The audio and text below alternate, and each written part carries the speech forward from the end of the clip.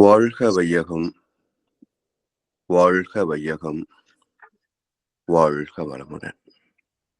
குரு வாழ்க, குருவே துணை. சிந்தனையை, உடல் நலத்தை சீர் அமைத்து உய்வித்த குருவே வாழ்க, வாழ்க வளமுடன், வாழ்க வளமுடன், வாழ்க வையகம். கனடா ஸ்கை யோகா அறக்கட்டளை சிறப்பாக நடத்தி வருகின்ற அன்பர்கள், குறிப்பாக பேராசிரியர் டாக்டர் சிவசங்கரம் ஐயா அவர்கள்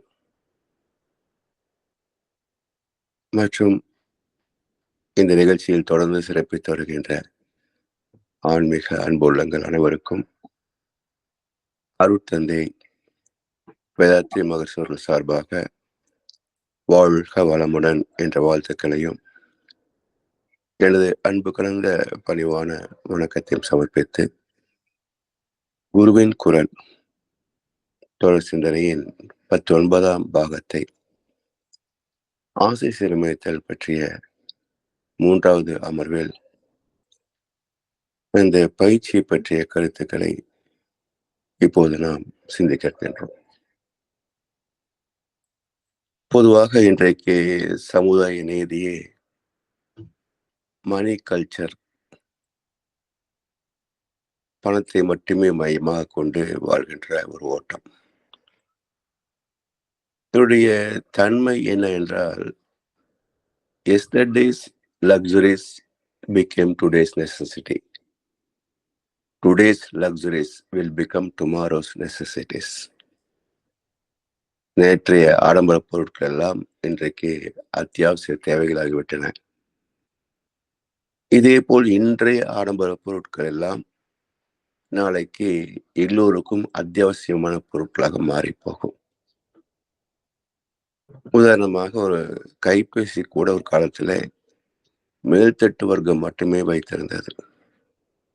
ஆனால் இன்றைக்கு அடிப்படை தொழிலாளி வரைக்கும் கையிலே கைபேசி இல்லாத மக்களே கிடையாது என்று சொல்லக்கூடிய அளவுக்கு பரவலாக இருக்கிறது. இதற்கு இந்த ஆடம்பரமான வாழ்க்கைக்கு பணம் தான் அடிப்படை.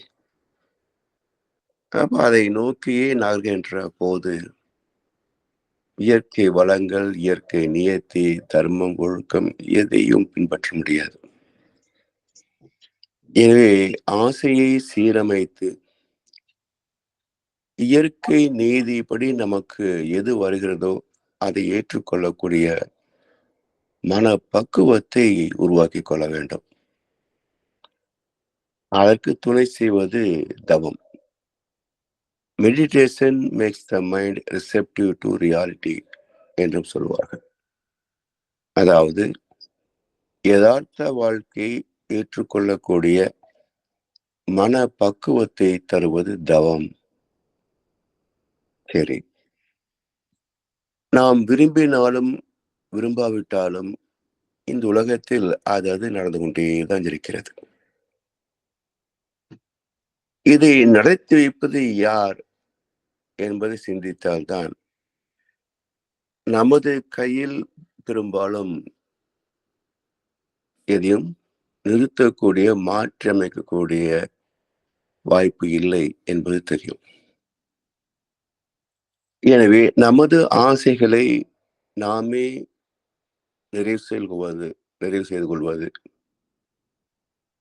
அப்படி நிறைவு செய்ய முடியாத போதுதான் துன்பங்கள் ஏற்படுகின்றன. எப்படி என்றால், நிறைவு செய்ய முடியாத நமது ஆசைகளை முதலில் குடும்ப உறுப்பினர் மூலமாக செய்து கொள்ள முடியுமா என்று பார்த்து அதை செய்து கொள்வதும் உண்டு.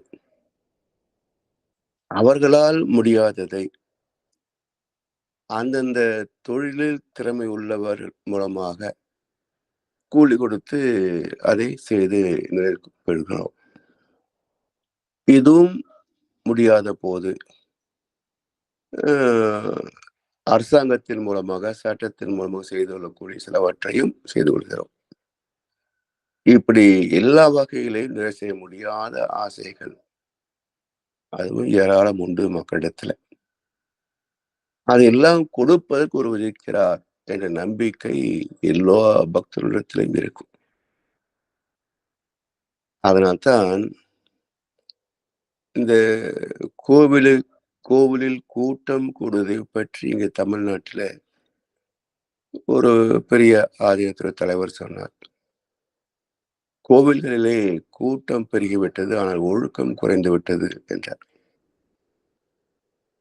இன்னொரு சொன்னார், பக்தி பெருகிவிட்டது, ஆனால் ஒழுக்கம் குறைந்து விட்டது என்றார். நான் சொல்கிறேன், ஆசை பெருகிவிட்டது, கூட்டம் கூடிவிட்டது. அவ்வளவுதான். மக்கள் மனதிலே ஆசைகள் பெருகிவிட்டன. இறைவன் தருவாய் நம்பிக்கையில தான் கூட்டம் கூடுகிறதே தவிர, ஆசை இல்லாத ஒரு பக்தனை யாரும் பார்க்க முடியாது. வாழ்க்கை வசதிகளை கேட்காத ஞானத்தை கேட்கின்ற பக்தனை யாரும் காண முடியாது. சரி, இதுல இப்போ கோவிலுக்கு போயோ வீட்டில் தெய்வத்திடம் வேண்டாத மக்கள் இல்லை. எல்லோருக்கும் அந்த அனுபவம் உண்டு. இப்போ ஒரு கேள்வி என்ன என்றால், தெய்வத்திடம் நாம் வேண்டிய அனைத்தும் கிடைத்து விட்டன என்று யாரும் சொல்ல முடியுமா? அல்லது ஒன்று கூட கிடைக்கவில்லை என்று சொல்ல முடியுமா? என்று கேள்வி வைக்கின்ற போது யாருமே இல்லை என்று சொல்ல முடியாது. 1, 2வது நடந்திருக்கலாம். நிச்சயமாக எல்லாமே நடந்திருக்காது. சரி. இப்போ நாம் வேண்டியதை நிறைவேற்றி தந்ததற்கும், தராததற்கும் காரணம் என்னவாக இருக்கும்? யோசிக்கணும். சரி. இன்னொரு கேள்வி. நாம் வேண்டியும் கொடுக்காத இறைவன், நிறைவு பெற்றால் நான் அபிஷேகம் செய்கிறேன், தங்கரதம் இருக்கிறேன் என்றெல்லாம் வேண்டிக் கொண்டும் நம்முடைய கோரிக்கையை நிறைவு செய்யாத இறைவன், நாம் கனவிலும் நினைக்காத, எதிர்பார்க்காத சில நன்மைகளை செய்திருக்கிறானா இல்லையா என்ற ஒரு கேள்வி எழுப்புகின்ற போது, இல்லை என்று சொல்லக்கூடியவர் பெரும்பாலும் இருக்க முடியாது. நாம் நினைக்காத ஒரு நன்மை நடந்துதான் இருக்கும் எல்லோருடைய வாழ்க்கையில. இப்போ ஒரு முக்கியமான கேள்வி. எதையும் எதிர்பார்க்காது அல்லது நாம் கனவு நினைக்காத ஒன்றை இறைவன் ஏன் நமக்கு செய்து தந்தார்? இந்த கேள்விக்கு விளக்கம் புரிந்துவிட்டால் எந்த பக்தரும் ஆண்டவரிடத்திலே போய் எதையும் கேட்க மாட்டார்கள். நாம் கனவு நினையாத ஒன்றை இறைவன் நமக்கு தந்தது எப்படி? எதன் அடிப்படையில் நாம் வேண்டாத ஒன்றை நமக்கு செய்து தந்தான் என்ற ஒரு கேள்வியிலே தான் விதி என்ற ஒரு விளக்கம் கிடைக்கும். செயல் விளைவு விதி என்ற விளக்கம் கிடைக்கும். நமக்கு தருவதற்கும் தராமல் மறுப்பதற்கும் இறைவன் ஒரு கோட்பாடை மையமாக வைத்திருக்கிறான். அது என்ன கோட்பாடு என்றால், நாம் பிறக்கும் போது கொண்டு வந்த சஞ்சித கர்மா, பிறந்த பிறகு செய்து பெற்ற சுய அனுபவங்கள் பிராப்த கர்மா. இந்த 2 அடுக்கு வினைப்பதிவுகளின் அடிப்படையில் நாம் கேட்பதையோ கேட்காததையோ தருவதா வேண்டாமா என்பதை இறைவன் முடிவு செய்கிறான். இது எப்படி நாம் புரிந்து கொள்வது என்பதற்கு நம்முடைய நடைமுறை வாழ்க்கையில் ஒரு உதாரணத்தை பார்க்கலாம். எல்லா வீடுகளிலும் குழந்தை செல்வங்கள் உண்டு. ஒரு குழந்தையை அழைத்துக் கொண்டு கடை தெருவுக்கு போனோம் என்றால், முதல் கடையிலிருந்து கடைசி கடை வரைக்கும் கண்ணில் பார்த்தது எல்லாம் எனக்கு இது வாங்கி கொடு, இது வாங்கி கொடு கேட்டுக்கொண்டே இருக்கும். இது குழந்தைகளின் இயல்பு. இப்போ அந்த குழந்தை கேட்பது எல்லாவற்றையுமே நம்ம வாங்கி கொடுத்துடுறோமா? இல்ல. ஒன்று கூட வாங்கி தராம விட்டு விடுகிறோமா? அதுவும் இல்ல. இப்போ அந்த குழந்தை நம்மிடத்துல, நான் எத்தன பொருள் கேட்டேன். கடைசியில போனா போதுன்னு இந்த ஒண்ணு மட்டும் வாங்கி குடுத்துருக்கிற. என்று நம்மிடத்துல கேட்டால், அந்த குழந்தைக்கு நம்ம என்ன விளக்கம் சொல்ல முடியும்? சொல்லுகிறோம். பல காரணங்களை சொல்லுகிறோம். இப்போதைக்கு அது உனக்கு தேவையில்ல. விலை அதிகம். இன்னொரு கடையில இத விட நல்ல பொருள் இருக்கு. இப்படி எத்தனை காரணங்களை சொல்லுகிறோம். இதே போலத்தான் பிள்ளைக்கு தந்தை ஒருவன். நம் எல்லோருக்கும் தந்தை இறைவன். அந்த இறைவனும் நமக்கு விளக்கம் சொல்லுவான். உனக்கு தேவையானது எதுவோ, அதை அப்ப நான் உங்களுக்கு தரேன். இப்ப இது வேண்டாம். என்று இறைவன் நமக்கு ஒரு பதில் சொல்லுவானா இல்லையா? ம். ஒரு தாய், தந்தை தன் குழந்தை கேட்டதை வாங்கி தராதற்கு எப்படி ஒரு காரணம் இருக்குமோ, அதே போல நம்மை படைத்த இறைவன் நமக்கு தரதற்கும் சில காரணங்கள் உண்டு. அதுக்கு பேர் தான் புண்ணிய கர்ம பலன். இந்த உண்மையை புரிந்து கொண்டால் போதும், வேண்டியன அறிவோய் நீ, வேண்டியதெல்லாம் தருவோய் நீ என்று வள்ளலார் சொன்னது போல ஒரு நிறை மனம் வந்துவிடும். கேளுங்கள் தரப்படும் என்பது பைபிள் வசனம் தானே. ஆனால் அடுத்த வசனமே, நீ பிதாவை நோக்கி இன்னது வேண்டும் என்று கேட்பதற்கு முன்னால் உனக்கு இன்னது தேவை என்பதை அறிந்திருக்கிறார் என்று பதில் வரும். எனவே படைத்த இறைவனுக்கு தெரியாதா நமக்கு என்ன வேண்டும் என்பது? எனவே எனக்கு இது வேண்டும் என்று கேட்பவனே அசல் நாத்திகன். அது மட்டுமல்ல, நமக்கு என்ன தேவை என்பதை நம்மால் கணிக்க முடியுமா? அப்படி முடிந்திருந்தால், ஒரு சில முறை கோவிலுக்கு போன உடனே நிறுத்தியிருக்க வேணும். மறுபடியும் போய் போய் என்னத்த கேட்க போறோம் என்று நிறுத்தியிருக்க வேண்டும். ஆனால் வாழ்நாள் முழுமைக்கும் கடைசி வரைக்கும் கோவிலுக்கு போறான், எதையாவது கேட்டுக்கொண்டிருக்கிறான் என்றால், ஒரு முழுமையான வரம் வாங்க தெரியவில்லை என்பதுதான் அர்த்தம். ம். வாழ்நாள் முழுவதற்கும் பயன் பெறக்கூடிய ஒரு முழுமையான வரத்தை வாங்க தெரியவில்லை என்பதுதான் அர்த்தம். இப்போ ஒரு பெரிய செல்வந்தரிடத்திலே நம்முடைய சிரமத்தை சொல்லி கொஞ்சம் உதவி செய்யுங்கள் என்று சொன்னால், அவருடைய வசதிக்கு தகுந்தாற் போல உதவியை செய்திருக்கலாம். அவர் தந்த உதவி நாம் எதிர்பார்த்ததை விட அதிகமாக கூட இருக்கலாம். இதற்கு மாறாக எனக்கு ஒரு சிக்கலு, ஒரு ரூ. 1000 குடுத்தீங்கன்னா பரவால்ல என்று கேட்கின்ற போது, அதை பெற்றாலும் அவரா குடுத்திருந்தா ஒரு 10,000 குடுத்திருப்பார். நம்ம 1000 கேட்டாலும் 1000 குடுத்து நிறுத்தி விட்டார்.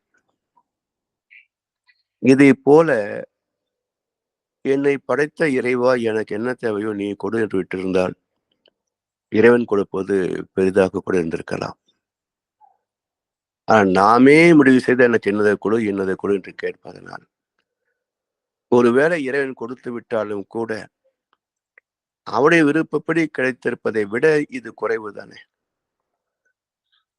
இப்படி பக்தி என்ற பெயரால், வேண்டுதல் என்ற பெயரால், இறைவனிடத்திலே வேண்டி வேண்டி நட்டப்பட்டு போனவர்கள் தான் நாம்.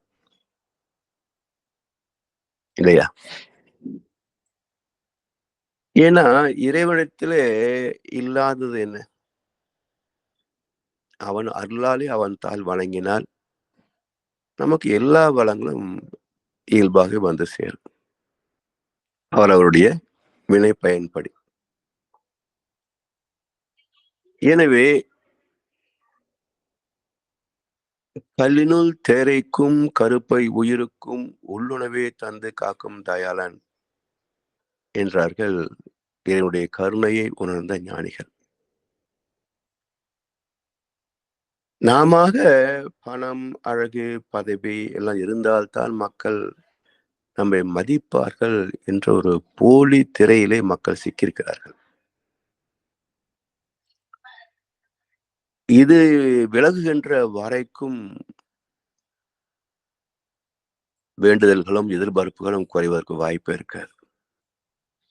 எனவே பொதுவாக ஆசை, எதிர்பார்ப்பு என்ற 2 நிலைகளிலே மக்கள் வாழ்க்கை தவித்துக் கொண்டே இருக்கிறது.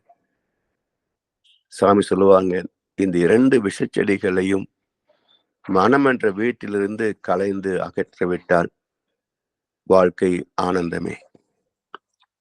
அதனால்தான் மகிழ்ச்சி அவர்கள் ஆசைகளை சீரமையுங்கள் என்கிறார். என்னுடைய விளக்கத்தை நாம் பார்த்திருக்கின்றோம். இதுவரை நாம் பெற்ற அனுபவங்களை பொறுத்து நிறைய ஆசைகள் இருக்கும். எல்லாவற்றையும் நிதர்சனமாக ஆராய்ந்து பார்த்து ஆசையை சீரமைக்க வேண்டும். முதலில் எத்தனை ஆசைகள் உள்ளன என்று பட்டியல் எடுத்து அதிலே அடிக்கடி நம்மை வற்புறுத்தி கொண்டே இருக்கக்கூடிய ஆசைகள் என்ன, இப்படி ஒவ்வொன்றாக வரிசைப்படுத்தி கொண்டே வர வேண்டும். அதாவது முதலில் ஒரு துரிய தவம் ஏற்றுவிட்டு அதன் பிறகு இந்த அகத்தாய்ப்பை செய்து இந்த பட்டியலை நாம் மேற்கொள்ள வேண்டும்.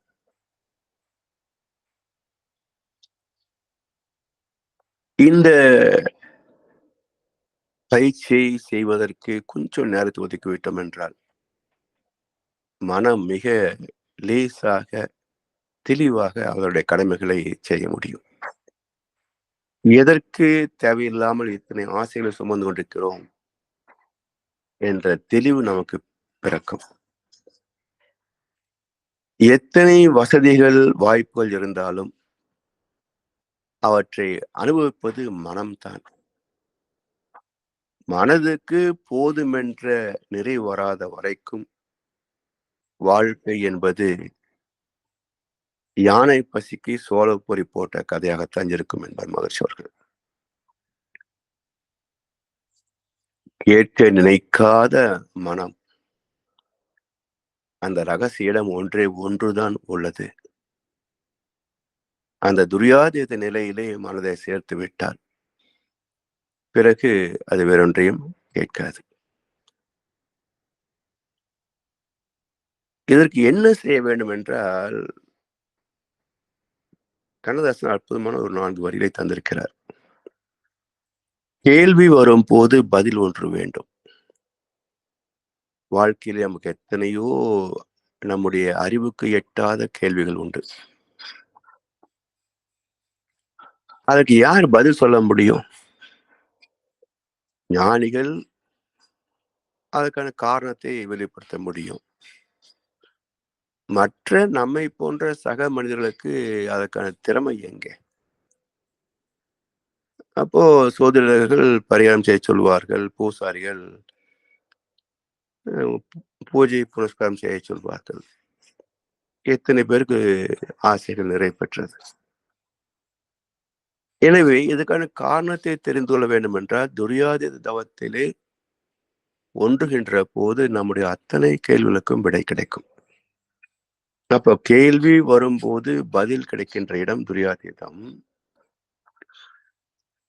கேட்க நினைக்காத மனம் ஒன்று வேண்டும்.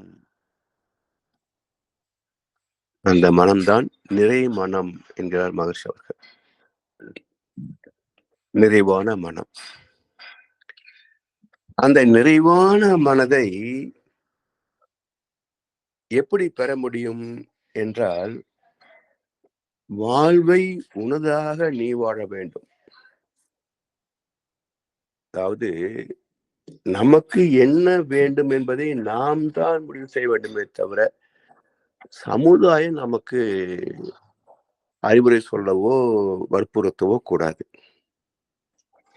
நமக்கு தேவையானவற்றை நாம் தான் முடிவு செய்ய வேண்டும். அதற்கு என்ன வேண்டும் என்றால் சாட்சி பாவனை. வாழ்வை உனதாக நீ வாழ வேண்டும். சாட்சி பாவனை வேணும். இப்படி துரியோதன தவத்தின் மூலம் நிறை மனம், ஆத்ம நிறைவு, சாட்சி பாவனை இவை எல்லாமே கிட்டுகின்ற போதுதான் ஆசைகளை சீரமைத்து வெற்றிகரமாக வாழ முடியும். இதற்காகத்தான் இறைவனை அறிய வேண்டும் என்று எல்லா மதத்திலும் அடிப்படை கோட்பாடாக அமைந்திருக்கிறது. நெஞ்சுக்கு நிம்மதி ஆண்டவன் சன்னதி என்பார்கள். மனதுக்கு ஒரு நிம்மதி எங்கே கிடைக்கிறது? அந்த இடம்தான் ஆண்டவன் சந்நிதி. இதை நாம் கோவில் என்று புரிந்து கொண்டோம். தவறு இல்லை. ஏன்னா அதற்கான அலைக்களம் கோவிலில் தான் உண்டு. அது அங்கு போகாமலேயே அதை பெற முடியுமா என்றால், தவத்திலே அனுபவங்கள் இருந்தால் அது முடியும். அப்ப சந்நிதி என்பது ஜீவாத்மாவும் பரமாத்மாவும் இணைகின்ற சந்திக்கின்ற இடம்தான் சந்நிதி. ரெண்டும் நமக்குள்ளேயே தான் இருக்கு. பரமாத்மாவும் ஜீவாத்மாவும் நமக்குள்ளேயே தான் இருக்கின்றன. அந்த ஆன்ம லயமே ஆலயம். ஜீவாத்மா தன் மூலமாகிய பரமாத்மாவோடு லயமாவதே ஆன்மலயம். அதான் நெஞ்சுக்கு நிம்மதி ஆண்டவன் சந்நிதி. இந்த மனதுக்கு ஆண்டவன் சந்நிதியில் தான் ஒரு முழுமை கிட்டும். அது வரைக்கும் எத்தனை சம்பாதித்தாலும் துய்த்தாலும் இந்த மனம் நிறைவு பெறாது என்ற உண்மையை தெரிந்து விட்டோம் என்றார். அதாவது புலன்களுக்கு எல்லாமே எல்லை உண்டு. ஒரு அளவுக்கு மேல நீங்க டிவியோ செல்போனோ பார்க்க முடியாது. அளவுக்கு மேல உணவு உண்ண முடியாது. இப்படி புலன்களுக்கு ஒரு அளவு முறை என்ற எல்லை கோடு உண்டு. மனசுக்கு இருக்குதா? இல்ல. அப்போ all the 5 senses are with limited capacity, but the 6th sense mind alone with unlimited capacity, so mind cannot be satisfied. மனதை திருப்திப்படுத்தவே முடியாது. ஏன் என்றால் அது நிறைவு பெறக்கூடிய ஒரே இடம் அதனுடைய மூலம். அந்த மூலத்தை சந்தித்து விட்டால் பிறகு மனம் வேறு எதையும் கேட்காது என்பதை ஏற்கனவே நாம் பகிர்ந்திருக்கின்றோம். எனவே இந்த வாழ்க்கைக்கு எது தேவை, எவ்வளவு தேவை, எப்போது தேவை, எந்த இடத்திலே தேவை என்ற தெளிவை ஏற்படுத்திவிட்டோம் என்றால் ஆசைகள் சீரமைப்பது சாத்தியமே என்பது தெரிய வரும். எனவே தவத்தின் மூலம் மனதை ஒருமுகப்படுத்தி லகுவான வாழ்வுக்கு தேவையுள்ளதை பெற வேண்டும் என்று சங்கல்பம் செய்கிறோம். தடையாக உள்ளவற்றை தவிர்த்து வெற்றிகளை பெற வேண்டும் என்று சங்கல்பம் செய்யலாம். சரி, இப்போ ஆசைகள் எல்லாம் வரிசைப்படுத்தி எழுதிவிட்டோம். முதல் கேள்வி என்ன என்றால், நான் ஆசைப்படுகின்ற இந்த பொருள் அல்லது இந்த வசதி அல்லது இந்த நபர் எனக்கு தேவைதானா என்பதே முதல் கேள்வி. அறிவு தேவையில்லை என்று சொல்லிவிட்டால் மனம் அதை ஏற்றுக்கொள்ள வேண்டும். அப்பதான் ஆசைகளை சீரமைக்க முடியும். இந்த அறிவு வேண்டுமா வேண்டாமா என்பதை தீர்மானிப்பதற்கும் மனம் அதை ஏற்றுக்கொள்ளக்கூடிய ஒரு பக்குவத்தை பெறுவதற்கும் தான் முதலில் தவம் இயற்றுகிறோம் என துரிதம் இயற்றுகின்ற போது மன அலைச்சல் குறைந்து அறிவின் ஆதிக்கம் மேன்மைக்கு வந்துவிடும். அறிவு சொல்லுகின்றபடி கேட்கக்கூடிய மனம் பக்குவம் ஆக்கிவிடும். அந்த இடத்திலேயே தான் ஆசைகளை சீரமைக்க முடியுமே தவிர, தவம் செய்யாத மனதிலே நாம் எதை கேட்டோம் என்றாலும் அது நியாயம் என்றுதான் சொல்லுமே தவிர, இது தேவையில்லை என்று எந்த நாளும் மனம் ஒப்புக்கொள்ளாது. சரி, இப்போ அறிவு தேவை என்று பதில் சொல்லிவிட்டது. இப்போ அடுத்த கேள்விக்கு போகணும். ஆசைப்பட்ட இந்த ஒன்றை அடைவதற்கான செயல்திறம் என்னிடத்துல இருக்கிறதா? தகுதி இருக்கிறதா? குடும்பத்திலே அனைவருக்கும் ஒத்து போகுமா? சமுதாயம் அதற்கு அங்கீகாரம் செய்யுமா? என்றெல்லாம் கணிக்க வேண்டும். நான் மட்டும் ஆசைப்பட்டால் போதுமா? அதுக்கு அப்ரூவல் வேணும் இல்லையா? அப்ப குடும்பம், சமுதாயம், சட்ட ஒழுங்கு எல்லாம் அப்ரூவல் தரணும். ஆசைப்பட்டதை நிறைவு செய்யக்கூடிய வாய்ப்பு இருந்தாலும், அதை செயல்படுத்திவிட்டால் வரக்கூடிய விளைவு என்ன என்பதை கணித்து பார்க்க வேண்டும். தனக்கோ, பிறருக்கோ, தற்காலத்திலேயோ, பிற்காலத்திலேயோ உடலுக்கோ, மனதுக்கோ சுகத்தையே தர வேண்டும், நன்மையே செய்ய வேண்டும். மாறாக இருந்தால் அதுவும் நீக்கப்பட வேண்டியது. இது 2வது செக் பாயிண்ட். இப்போ துன்பம் தரக்கூடிய செயல் என்று தீர்ப்பு வந்துவிட்டால், அதை இனிமேல் தோன்றக்கூடாது என்று ஒரு மேல் சங்கல்பம் செய்ய வேண்டும். அப்ப அந்த ஆசை வருகின்ற போது இது செயல்படக்கூடாது, தேவையில்லை என்ற விழிப்புணர்வான சங்கல்பமும் மன உறுதியும் கூடவே வந்துவிடும்.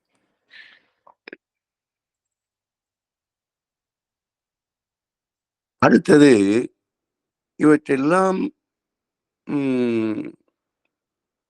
செய்யக்கூடிய வசதி, வாய்ப்பு, சந்தர்ப்பம், சூழ்நிலை இவை எல்லாம் இருக்கிறதா என்றும் பார்க்க வேண்டும்.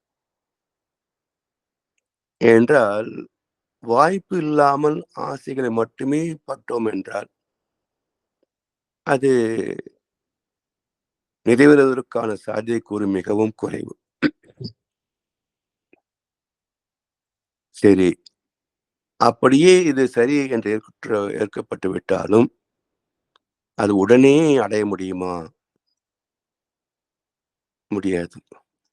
அப்போ அது அடைவதற்கான திட்டமும் செயல் விதமும் அது நடந்து முடிகின்ற வரைக்கும் பொறுமையும் அவசியம். தர்மத்தை மதித்து நமது ஆசையை நிறைவு செய்வதிலே ஆத்ம திருப்தி உண்டாகும்.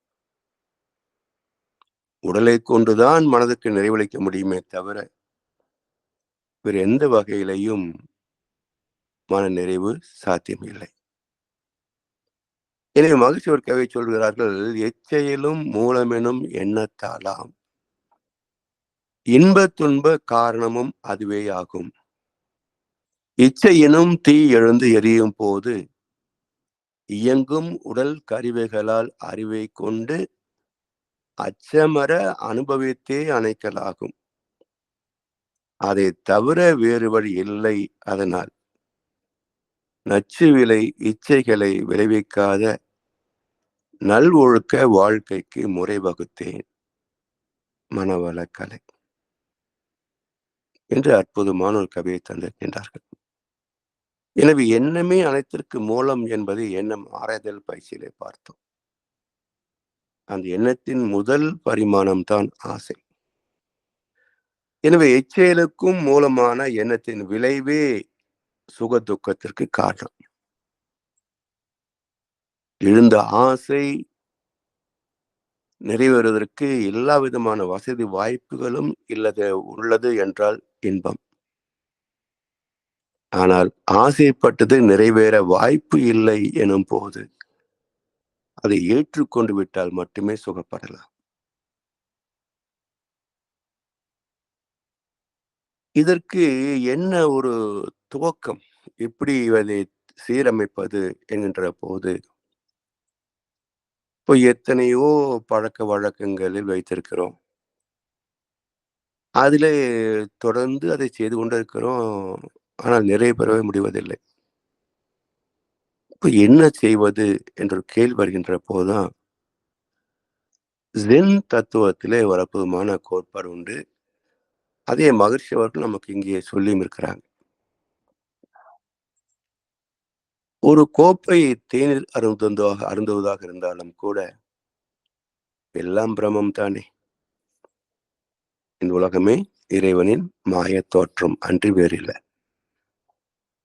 எனவே நாம் பயன்படுத்துகின்ற, பார்க்கின்ற பொருட்கள், உறவுகள், நபர்கள் அனைத்தும் தெய்வமே தான். நாமும் தெய்வத்தின் ஒரு அங்கம் தான். இப்போ ஒரு அனுபவத்தை பெறுகின்ற போது, சுத்த வெளியாக தெய்வமாகிய நானே, சுத்த வெளியாகிய தெய்வமாகிய இந்த தேநீரை அருந்துகிறேன் என்ற ஒரு சாட்சி பாவனையோடு அதை துய்த்தோம் என்றால் மனம் நிறைவு பெற்றுவிடும். இப்படி ஒவ்வொரு அனுபவத்திலேயும் இந்த சாட்சி பாவனையை நாம் பின்பற்றுகின்ற போதுதான் அந்தந்த அனுபவங்களிலே மனம் நிறைவு பெற்று கொண்டே வரும். கண்ணதாசன் சொன்னது போல, எத்தனை கிண்ணத்தில் இட்டாலும் மது அத்தனையும் சுவை ஒன்றேதான். சித்திர கிண்ணத்தில் பேதமில்லை, உன் சிந்தையிலேதான் பேதமடா என்றாரே. அது போல எத்தனை வகையான அனுபவங்களை நாம் பெற்றாலும் எல்லாமே எனது உடலுக்குள் இருக்கின்ற ஜீவகாந்தத்தின் தன்மாற்றமும் செலவும் தவிர வேறு இல்லை. சுக துக்கம் என்று துய்ப்பது எனது ஜீவாந்தத்தின் தன்மாற்றமே. புற பொருட்களிலே, புற நபர்களிலே இன்பம் இல்லை என்ற ரகசியம் எப்போது மனதுக்கு எட்டுகிறதோ, பிறகு அது புற உலகத்திலே நாட்டம் கொள்ளாது. அந்த பக்குவத்தை பெறுவதற்காகத்தான் சாட்சி பாவனை மிக மிக அவசியம் என்று எல்லா மதங்களிலும் பக்குவத்திற்கான வழியை காட்டியிருக்கிறார்கள். இப்படி ஆசைகளை சீரமைத்தலிலே 4 கேள்விகள் உண்டு. முதல் கேள்வி தேவைதானா? அடுத்தது தேவைதான் என்ற முடிவு வந்த பிறகு அதை பெறுவதற்கு உடல் திறன், வசதி, வாய்ப்புகள் உள்ளதா என்ற செக் பாயிண்ட் 2வது. அதற்கும் வசதிகள் உள்ளது என்ற பதில் வருகின்ற போது இவற்றை நிறைவு செய்வதால் வரக்கூடிய விளைவு என்ன? அது யார் யாருக்கு என்னென்ன வகையிலே நன்மை தீமைகளை பயக்கும்? எல்லோருக்கும் நன்மைதான் என்ற பதில் வருகின்ற போது 4வது, இதை எப்படி செயல்படுத்துவது? யார் மூலம் செயல்படுத்துவது? என்றெல்லாம் முறையாக திட்டமிட்டு விழிப்புணர்வோடு அதை செயல்படுத்தி அதிலே நடைமுறையில் ஏற்படக்கூடிய குறைபாடுகளை சீர்திருத்தி கவனத்தோடு செய்து அதை வெற்றிகரமாக முடித்தோம் என்றால் அதிலே ஒரு ஆத்ம நிறைவு கிடைக்கும். இப்படி நம்முடைய ஆசைகளை சீரமைத்து வாழ்க்கையுடைய தேவைகளை குறிக்கிக் கொண்டோம் என்றால் இந்த சில ஆசைகளை ஒவ்வொன்றாக நிறைவு செய்து தூய்க்க முடியும். புதிதாக ஆசைகள் தோன்றாமலும் காத்துக்கொள்ள முடியும்.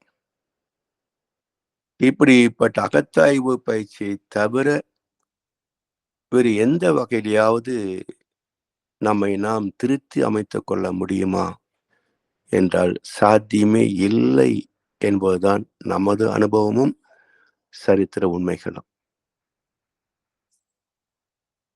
எனவே இதற்கான ஒரு வாழ்க்கை முறைதான்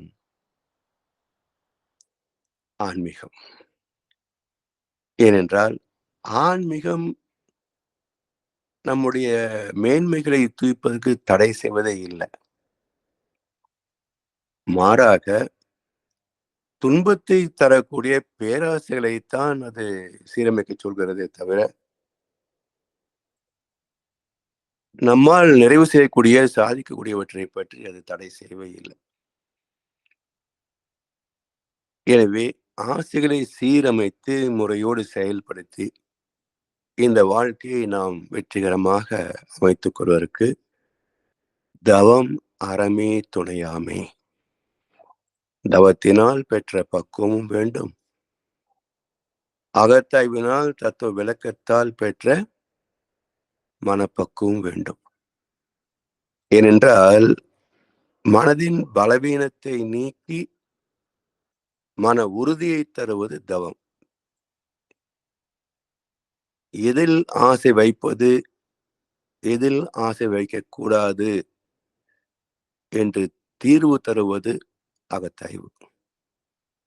இரண்டையும் சமமாக பயன்படுத்தினால்தான், இரண்டு கண்களால் பார்க்கிறோம், எந்த கண் நமக்கு தெளிவாக காட்டுகிறது என்று நம்ம பிரித்து பார்க்க முடியுமா? இல்ல. இதே போலத்தான் தவமும் அகத்தாய்வும் வாழ்க்கையின் வெற்றிக்கு இரண்டு கண்களை போன்றவை. இரண்டையும் சமமாக பயன் கொள்ள வேண்டும். பல பேர் தவம் மட்டும் செய்தால் போதும் என்ற கருத்தை வைத்திருக்கிறார்கள். மன்றங்களிலே தவம் முடிந்தவுடனேயே சில பேர் இழந்து செல்வதை நாம் பார்க்கிறோம். அது தவறு. தவத்தையும் அகத்தாய்வையும் சமமாகவே பின்பற்ற வேண்டும், பயன் கொள்ள வேண்டும் என்று சொல்லி ஆசை சீரமைத்தல் என்ற தலைப்பை நிறைவு செய்து அடுத்து சினம் தவிர்த்தல் பயிற்சிக்கு செல்ல இருக்கின்றோம். சினம் கவலை எனும் இரண்டும் மனிதர் வாழ்வை சீரழிக்கும் நச்சாகும் உணர்ந்து கொள்வீர். மன வலிவும் உடல் வலிவும் முயற்சி மற்றும் மதிநுட்பம் ஆராய்ச்சி குறைந்து போகும். தினம் சிறிது நேரம் இதற்கென ஒதுக்கி சிந்தித்து சீர்திருத்த இவ்விரண்டு இனமும் இனி என்னிடத்து எழாது காப்பேன் என்று பலமுறை கூறு வெற்றி கிட்டும் என்று ஒரு 8 வரிகளிலே சினம் கவலை இரண்டை பற்றியும் மகர்ஷி குறிப்பிட்டிருக்கிறார்கள். ஏனென்றால் சினத்தின் மூலம் ஏற்படக்கூடிய விளைவுதான் ஹை பிபி. அடிக்கடி கோபப்படுகின்ற எல்லோருக்குமே இரத்த அழுத்தம் அதிகமாகத்தான் இருக்கும். கவலை என்பது லோ பிபி. எதிர்த்து பேசாமல் அடங்கி போனாலும் தனக்குள்ளேயே புழுங்குகின்ற புலம்புகின்ற தன்மை, இது இரத்த அழுத்தத்தை குறைத்துவிடும். லோ பிபி ஹை பிபி எது இருந்தாலும் வாழ்க்கைக்கு சங்கு ஊதிவிடும். எனவே இரண்டையும் சமமாகவே கருதி அவற்றை நீக்கிக் கொள்ள வேண்டும் என்ற கருத்தை இந்த கவியிலே மகர்ஷி குறிப்பிடுகின்றார். சினம் கவலை எனும் இரண்டும் மனிதர் வாழ்வை சீரழிக்கும் நச்சாகும். ஒரு விஷம். அதை நாம் உணர்ந்து கொள்ள வேண்டும். மன வலிவும் உடல் வலிவும் முயற்சி மதிநுட்பம் ஆராய்ச்சி குறைந்து போகும். ஆத்திரக்காரனுக்கு புத்தி மட்டும்னு சொல்லுவாங்க இல்லையா? கவலைப்படுகின்ற போது நமக்கு என்ன பிரச்சனைன்றது பூதாகாரமாக தெரியும். எனவே மன வலிவு உடல் வலிவு முயற்சி மதிநுட்பம் ஆராய்ச்சி எல்லாம் நம்மகிட்ட இருந்தாலும் கூட அந்த சமயத்துல அது பயன் தராமல் போகும்.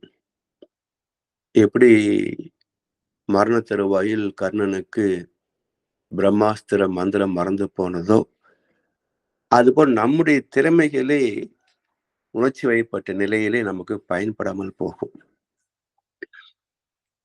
இதை எப்படி தவிர்ப்பது என்றால், தினம் சிறிது நேரம் இதற்கென ஒதுக்கி,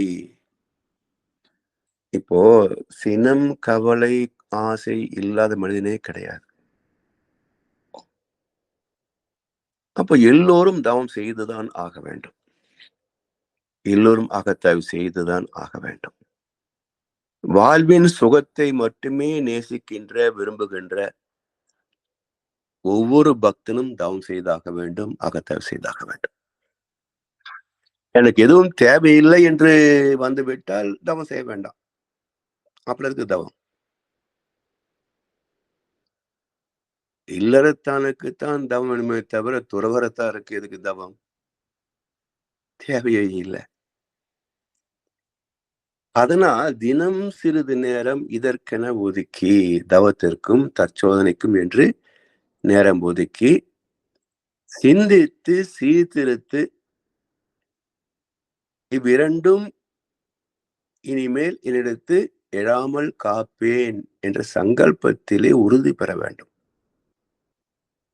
அது பல முறை கூறு. ஒவ்வொரு தவத்தின் முடிவிலேயும் இதெல்லாம் சங்கல்பமாக நாம் செய்ய வேண்டும்.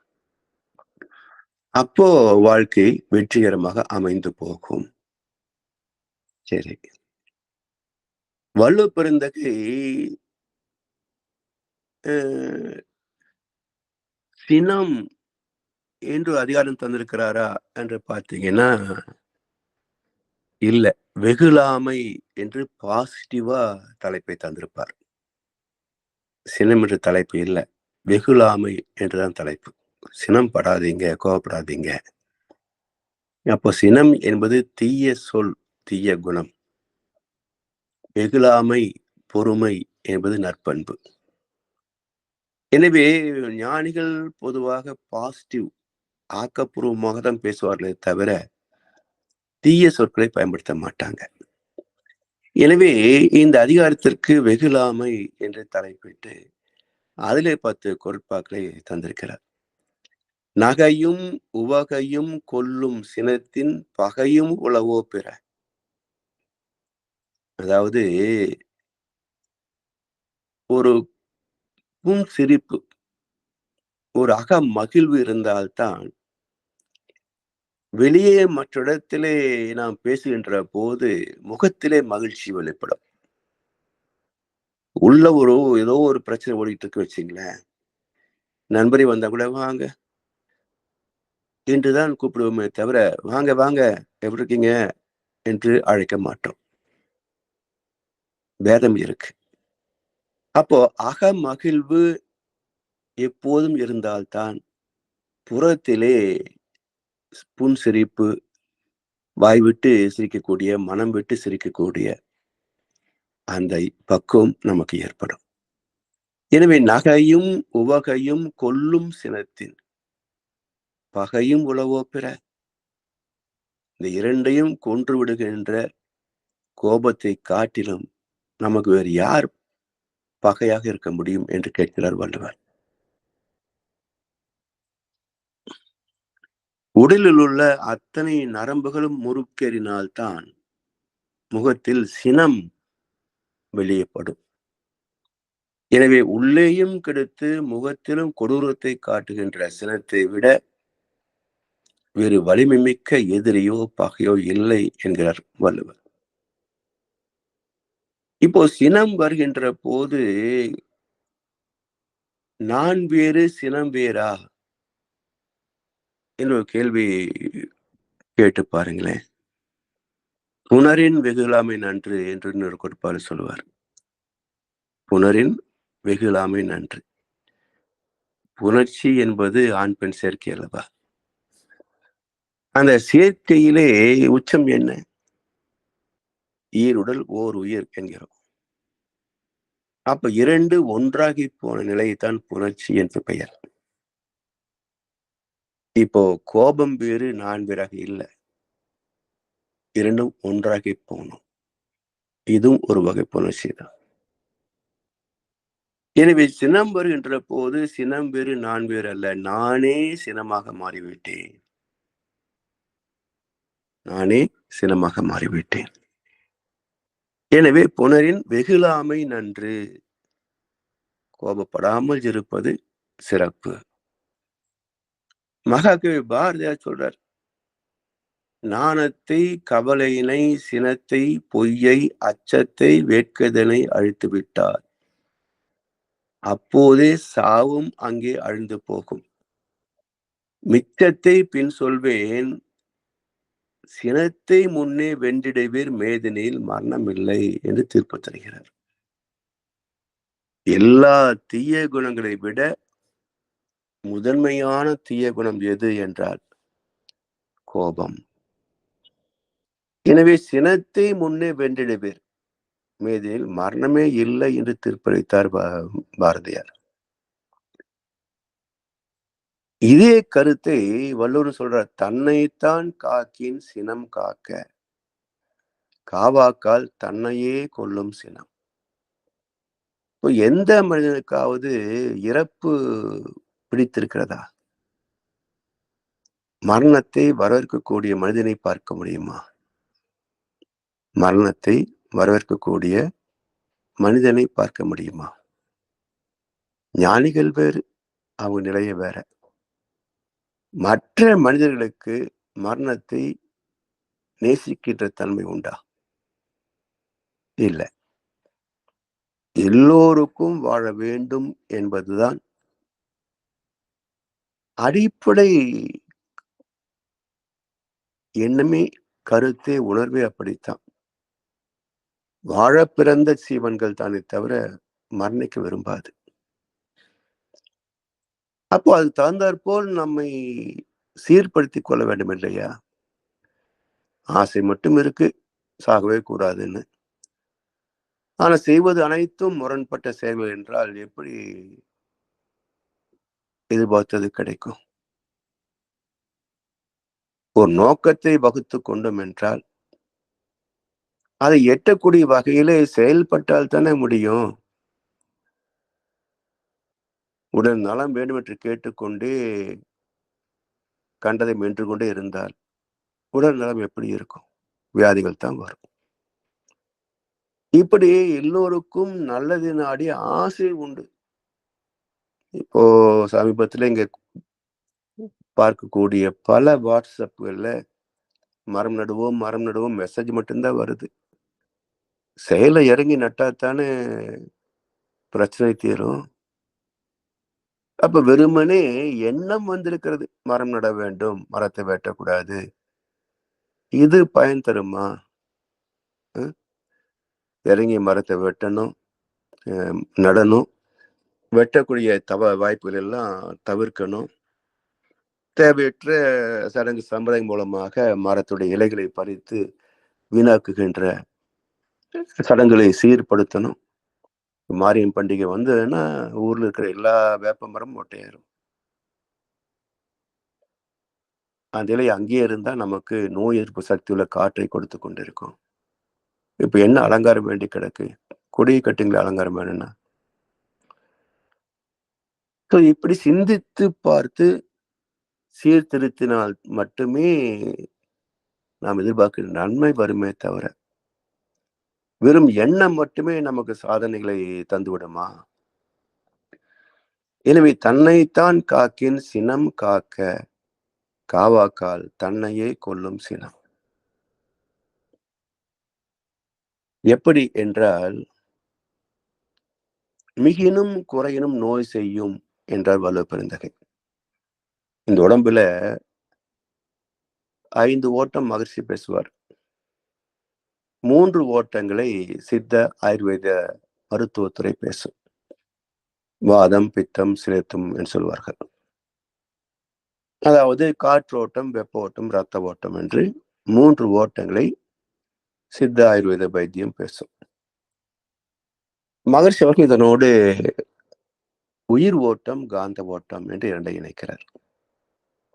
ஏன்னா காந்தம் தான் உயிராக மாறுகிறது. உயிர்தான் காற்று. காற்றின் திணிவுதான் திரவம், அதிலே ஒன்று ரத்தம். பிறகு காற்றுக்கு அடுத்த நிலை வெப்பம், சூடு. பிறகு திரவ பொருள். ஸோ விண், காற்று, நெருப்பு, நீர், நிலம், பஞ்சபூதங்கள். நிலம் நம்முடைய உடல் திசுக்கள், பருவுடல், நிலத்தின் தத்துவம். மற்ற 4 பூதங்களும் சீராக இயங்கினால்தான் இந்த 5வது பூதமாகிய உடல் சீராக இருக்கும். இப்போ நம்ம பள்ளியிலே படிக்கின்ற காலத்துல ஒரு சின்ன சோதனை செய்திருப்போம். ஒரு விளக்கு, ஒரு திரை, இந்த 2க்கும் இடையில் 3 அட்டைகளை வைப்போம். அந்த 3 அட்டைகளே துவாரங்கள் அமைப்போம். இந்த 3 அட்டைகளை, அதனுடைய துவாரங்களை ஒரே நேர்கோட்டில் வைத்துவிட்டு விளக்கை துவாரத்தின் முன்னே வைத்தோம் என்றால், இந்த விளக்கின் ஒளி 3 அட்டைகளை கடந்து கடைசியில் உள்ள திரையிலே வெளிச்சம் தெரியும். இந்த 3 அட்டைகளை ஏதாவது ஒன்றை நகர்த்தி விட்டோம் என்றால் திரையிலே வெளிச்சம் தோன்றாது. இதே போல உயிர் என்ற விளக்கு ஒரு பக்கம், உடல் என்ற திரை கடைசி பக்கம், இடையிலே வாதம், பித்தம், சிலேத்துமம், காற்றோட்டம், வெப்ப ஓட்டம், ரத்த ஓட்டம் என்ற 3 ஓட்டங்கள். இந்த 3 ஓட்டங்களை எது ஒன்று தடைப்பட்டாலோ, திசை மாறினாலோ, தேக்கமுற்றாலோ உயிர் உடலை சென்று சேர முடியாது. உயிர் ஓட்டம் தடைப்பட்டு விட்டால் அதுதான் நோய். முதல்ல வலியாகும், நீடிக்கின்ற போது நோயாகும், முத்துகின்ற போது மரணம் சம்பவிக்கும். இப்ப வலி, நோய், மரணம். அப்ப வலியே தோன்றாமல் இருக்க வேண்டும் என்றால் 3 ஓட்டங்களும் சீராக இருக்க வேண்டும். இந்த 3 ஓட்டங்களுக்கும் அடிப்படை உயிர், உயிருக்கு அடிப்படை ஜீவகாந்தம். இப்போ இந்த உடல் நோய் திடீரென்று வருகிறதா என்று யோசிக்கணும். மரணம் திடீரென்று வரலாம். நேற்று சாயந்தரம் பேசிட்டு இருந்தேனே, தூக்கத்திலே போயிட்டாருங்க, இது வரலாம். இது போல ஒரு விபத்தை போல, மரணத்தை போல நோய் திடீரென்று வருமா? வருமே. ஹார்ட் அட்டாக் வருது இல்ல, திடீர்னு தானே வழி வருது என்று பேசலாம். அது மெச்சூரிட்டி டைம். ஹார்ட் அட்டாக் வெளிப்பட்டது மெச்சூரிட்டி டைம். இந்த இருதய நோய் வருவதற்கான காரணம் பல ஆண்டுகளுக்கு முன்பே தோன்றிவிட்டது. எப்போதெல்லாம் சினம், கவலை வசப்பட்டோமோ அப்பொழுதெல்லாம் இருதயம் பாதிக்கப்பட்டு பாதிக்கப்பட்டு பாதிக்கப்பட்டு உச்சத்தில் தான் அது ஒரு, என்ன சொல்லுவது, ஒரு அட்டாக் சொல்றோமே, அது சரியான தமிழ் வார்த்தைன்னு கொண்டு வர நினைக்கிறேன். அட்டாக் வந்துச்சு, அதுவே தமிழ் வார்த்தையை மாறி போச்சு போல. ஹார்ட் அட்டாக் சொல்லுவோம். அந்த உடனே போய் கவனிக்கின்றோம், பைபாஸ் சர்ஜரி பண்றோம், இல்ல ஹார்ட் சர்ஜரி பண்றோம், மருந்து சாப்பிட்றோம், குணமாகுது. இப்படி எந்த நோயும் திடீரென்று வராது. காரணம் வேறு. உணவு, உழைப்பு, உறக்கம், தாம்பத்தியம், எண்ணம். இந்த 4 உணவு, உழைப்பு, உறக்கம், தாம்பத்தியம் உடல் சார்ந்தவை. எண்ணம் மனம் சார்ந்தது. இதுல உடலை விட மனதின் ஆதிக்கம் அதிகம் என்று அறிவியல் நிரூபிக்கிறது. ஒரு காலத்தில் உடல் நோய்களை மட்டுமே பேசிக் கொண்டிருந்த மருத்துவத்துறை இன்றைக்கு மனதுக்கு அதிகமான முக்கியத்துவம் தருகிறது. சைக்கோசோமேட்டிக் டிசீசஸ், மனம் சார்ந்த உடல் நோய்கள் என்று சமீப காலங்களில் மருத்துவம் பேசுகிறது. அதனால் பல வியாதிகளுக்கு கவுன்சிலிங் என்று மனநல நிபுணரிடத்திலே கவுன்சிலிங் அனுப்பி வைக்கிறாங்க. இது ஏன் என்று சிந்தித்து பார்க்கின்ற போதுதான் இதெல்லாம் ஏற்கனவே 2000 ஆண்டுகளுக்கு முன்பே நமக்கு சொல்லி சென்றவர்கள் நம்முடைய ஞானியர்கள், மிக பெரும் வைத்தியர்கள் அவங்கதான். எனவே எண்ணம் மனம் சார்ந்தது, மனம் சகல வல்லமை சார்ந்தது. சரி, இப்போ 5 உணவு, உழைப்பு, உறக்கம், தாம்பத்தியம், எண்ணம் என்ற ஐவகையிலும் உயிர் நட்டமாகி நோய்களாக மாறி ஆயுளை குறைக்கிறது. எண்ணத்திலும் உயிர் சக்தி விரயமாகும். அதனால்தான் பாரதியார் சொன்னார், சினத்தை முன்னே வென்றிடுவீர், மேதையில் மரணம் இல்லை. சினம் வராமல் காக்கவில்லை என்றால் அது தன்னையே கொல்லும் சினம். சரி, இதனுடைய சரித்திரம் என்ன என்பதை பற்றிய சிந்தனையிலிருந்து பல கருத்துக்களை அடுத்த வகுப்பிலே சிந்திப்போம் என்று சொல்லி வாய்ப்பளித்த அனைவருக்கும் நன்றி பாராட்டி இன்றைய சிந்தனையை நிறைவு செய்கின்றோம். வாழ்க வளமுடன், வாழ்க வளமுடன், வாழ்க வையகம். வாழ்க வளமுடன். வாழ்க வளமுடன், வாழ்க வளமுடன். ஐயா, நாங்கள் அகத்தாய்வு பயிற்சியில நாங்கள் கற்றுக்கொண்டவை மற்றவர்களுக்கும் கற்றுக் கொடுக்கின்றோம். ஆனால் அந்த பயிற்சிகளிலேயே நிறைய விளையாண்மை நுட்பங்களை நாம் இந்த வகுப்பிலே கற்றுக்கொள்கிறோம். மிகச் சிறப்பு ஐயா. இப்பொழுது கேள்வி பதில் பகுதிக்கு செல்வோம். ஐயாவிடம் கேள்விகளை கேட்க விரும்புவார்கள் அல்லது உங்கள் கருத்துக்களை ஷேர் பண்ண விரும்புவார்கள் கைகளை உயர்த்தி கேட்கலாம். தொலைவுள்ளது.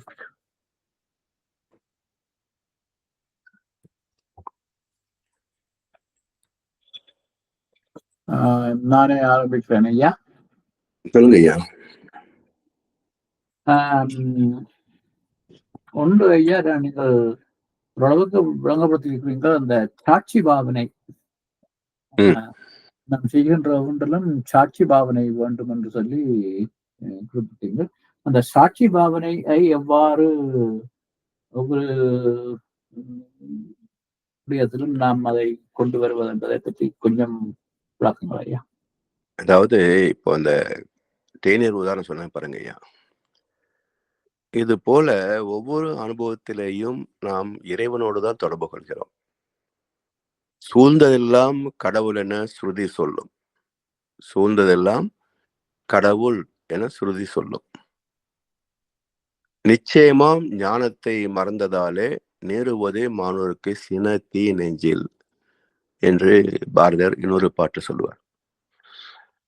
நமக்கு உள்ளும் நாமாகவும் நம்மை சூழ்ந்திருக்கின்ற அனைத்தும் இறைவன் தானே. ஆனா சூழ்ந்ததெல்லாம் கடவுள் என ஸ்ருதி சொல்லும். அனுபவங்கள் நமக்கு எடுத்து சொல்லும். அப்போ எல்லாமே தெய்வமாக இருக்கிற போது நாம் கோபப்படுவதற்கான காரணம் என்ன? ஒருவர் செய்த செயல், பேசிய பேச்சு, நடந்து கொள்கின்ற முறை, இது பிடிக்கவில்லை என்பது தானே. அப்போ அது அதனுடைய இயல்புக்கு ஏற்ப, பதிவுகளுக்கு ஏற்ப, சிந்தனை தரத்திற்கு ஏற்ப வாழ்ந்துകൊണ്ടിருக்கிறது.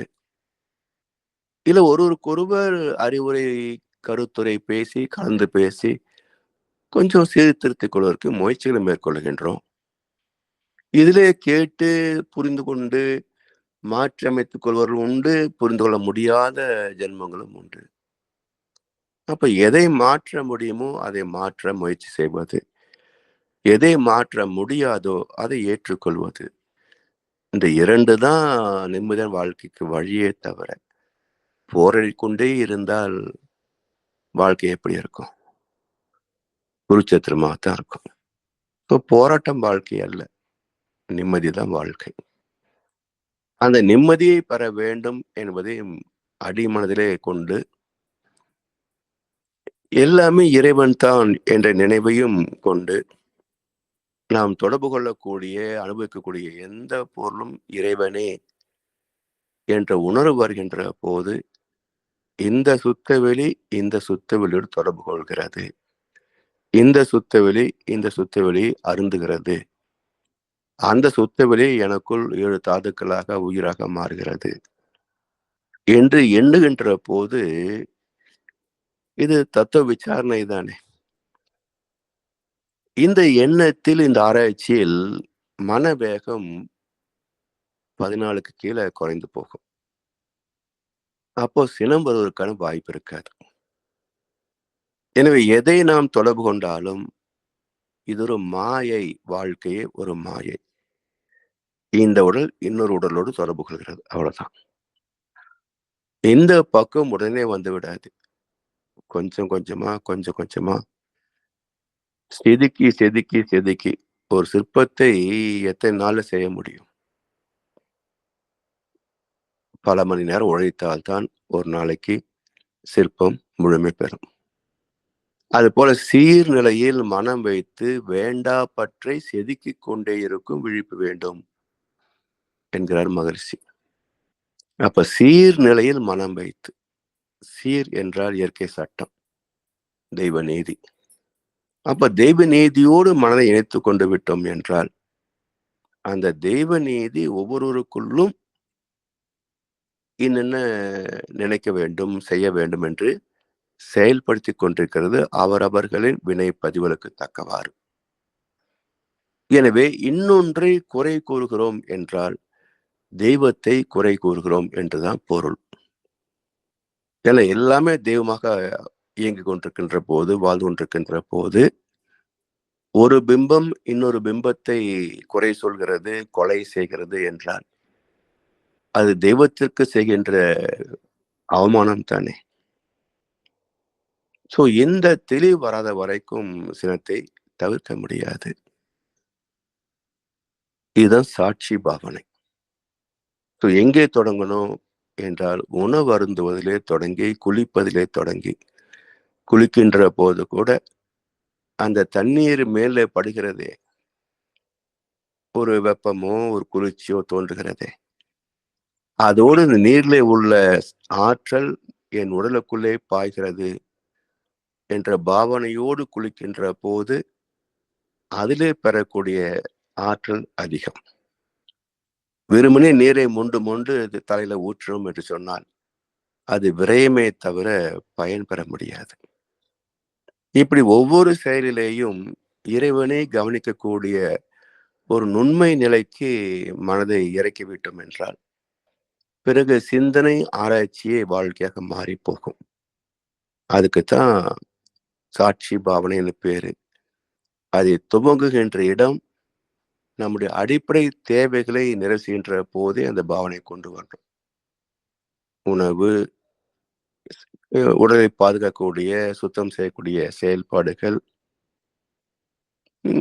பிறகு உடல் பாதுகாப்புக்கான வசதிகளை பயன்படுத்துகின்ற போது, ஒரு வாகனத்தை எடுத்து வெளியே போகின்ற போது கூட நீயும் பிரம்மம், நானும் பிரம்மம், இந்த சாலைகளும் பிரம்மம், அதில் பயணிக்கின்ற அனைத்து வாகனங்களும் மக்களும் பிரம்மங்களே, ஒன்றோடொன்று மோதிக்கொள்ளாமல் ஒரு சுகமான பயணமாக அமையட்டும் என்று ஒரு வாழ்த்து சொல்லி அந்த வாகனத்தை இயக்கணும் என்று சொன்னால் அதில் ஒரு பழுது ஏற்பட்டால் கூட அது அந்த பனிமனைக்கு அருகிலே பழுது ஏற்படுமே தவிர இடையிலேயே பழுது ஏற்பட்டு நம்மை சிக்கலிலே ஆழ்த்தி விடாது. எனவே இறைவனுடைய ஆட்சியை நாம் நினைவு கூறுகின்ற போது அந்த வாழ்க்கையே ஒரு ஆனந்தமான வாழ்க்கையாகத்தான் இருக்கும். வாழ்க்கை முடியும்.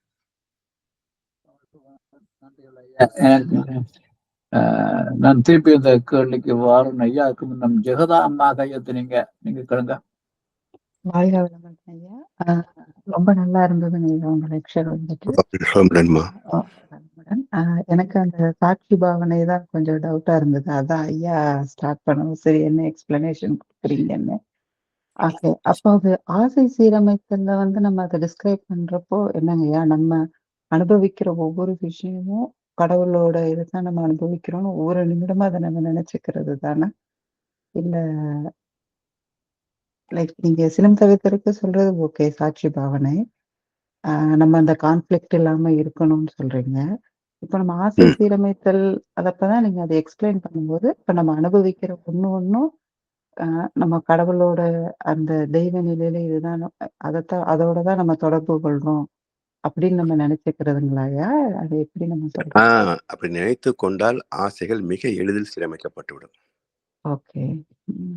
அதான் சொன்னேன் பாருங்க, நம்ம எத்தனையோ பொருட்களை அனுபவிக்கிறோம். ஓகே. திரும்ப திரும்ப அனுபவித்துக் கொண்டே இருக்கிறோம். ம். இப்போ ஒரு சமீபத்தில் ஒரு நிகழ்ச்சி சொல்றேன். ஒரு காஃபி ஃபார் யூ ஒரு கடையில தேநீரும் இந்த மஷ்ரூம் பப்ஸ் ரொம்ப சுவையா இருக்கும். ம். சில சமயங்களிலே விரும்பி அந்த பக்கமாக போய் சாப்பிட்டு தேநீர் அருந்துவதும் உண்டு. இப்ப இதுல என்ன இருக்கு, ஏன் இதை நோக்கி நாம் அடிக்கடி வருகிறோம் அப்படின்னு சிந்திக்கின்ற போது, இப்போ இதுல என்ன இருக்கு அப்படின்ற ஒரு எண்ணம் தோன்றி விடுகிறது. ம். இப்போ எதையுமே நம்ம ஒரு அனுபவ துய்ப்பு பொருளாக இருந்தாலும் கூட, இதை ஏன் மனசு அதீதமாக ஈடுபடுகிறது அப்படின்னு யோசிக்கிற போது, அதுல ஒண்ணும் இல்ல, ஏற்கனவே சாப்பிட்டது தானே, எத்தனை தடவை சாப்பிட்டாச்சு, இனி என்ன வேண்டியிருக்கு என்று மனம் தானாக விலக ஆரம்பித்து விடும். அப்ப இந்த சாட்சி பாவனை அங்கேயும் நாம் பயன் கொள்கின்ற போது, அந்த துய்ப்பு பொருட்களிலே கூட இது போதும் என்ற ஒரு நிறைவு வந்துவிடும். ஸோ வாழ்க்கையின் வெற்றிக்கே அடிப்படை சாட்சி பாவனை தான். பாவனை ஒன்றே போதுமுடா பரநிலை அடைவதற்கு என்று பாரதியார் சொல்லியிருக்காரு. ம். ம். அந்த சாட்சி பாவனை தான் சொல்றார். அந்த பாவனை ஒன்றே போதும் தெய்வத்தை அறிந்து விடலாம். ஓகே. அதான் வாழ்க்கையின் சூக்குமமே, வெற்றிக்கான சூட்சுமமே அதுதான். ம். அப்புறம் சரிங்களா? இன்னும் ஒரே ஒரு சின்ன கேள்விங்கய்யா. சொல்லுமா.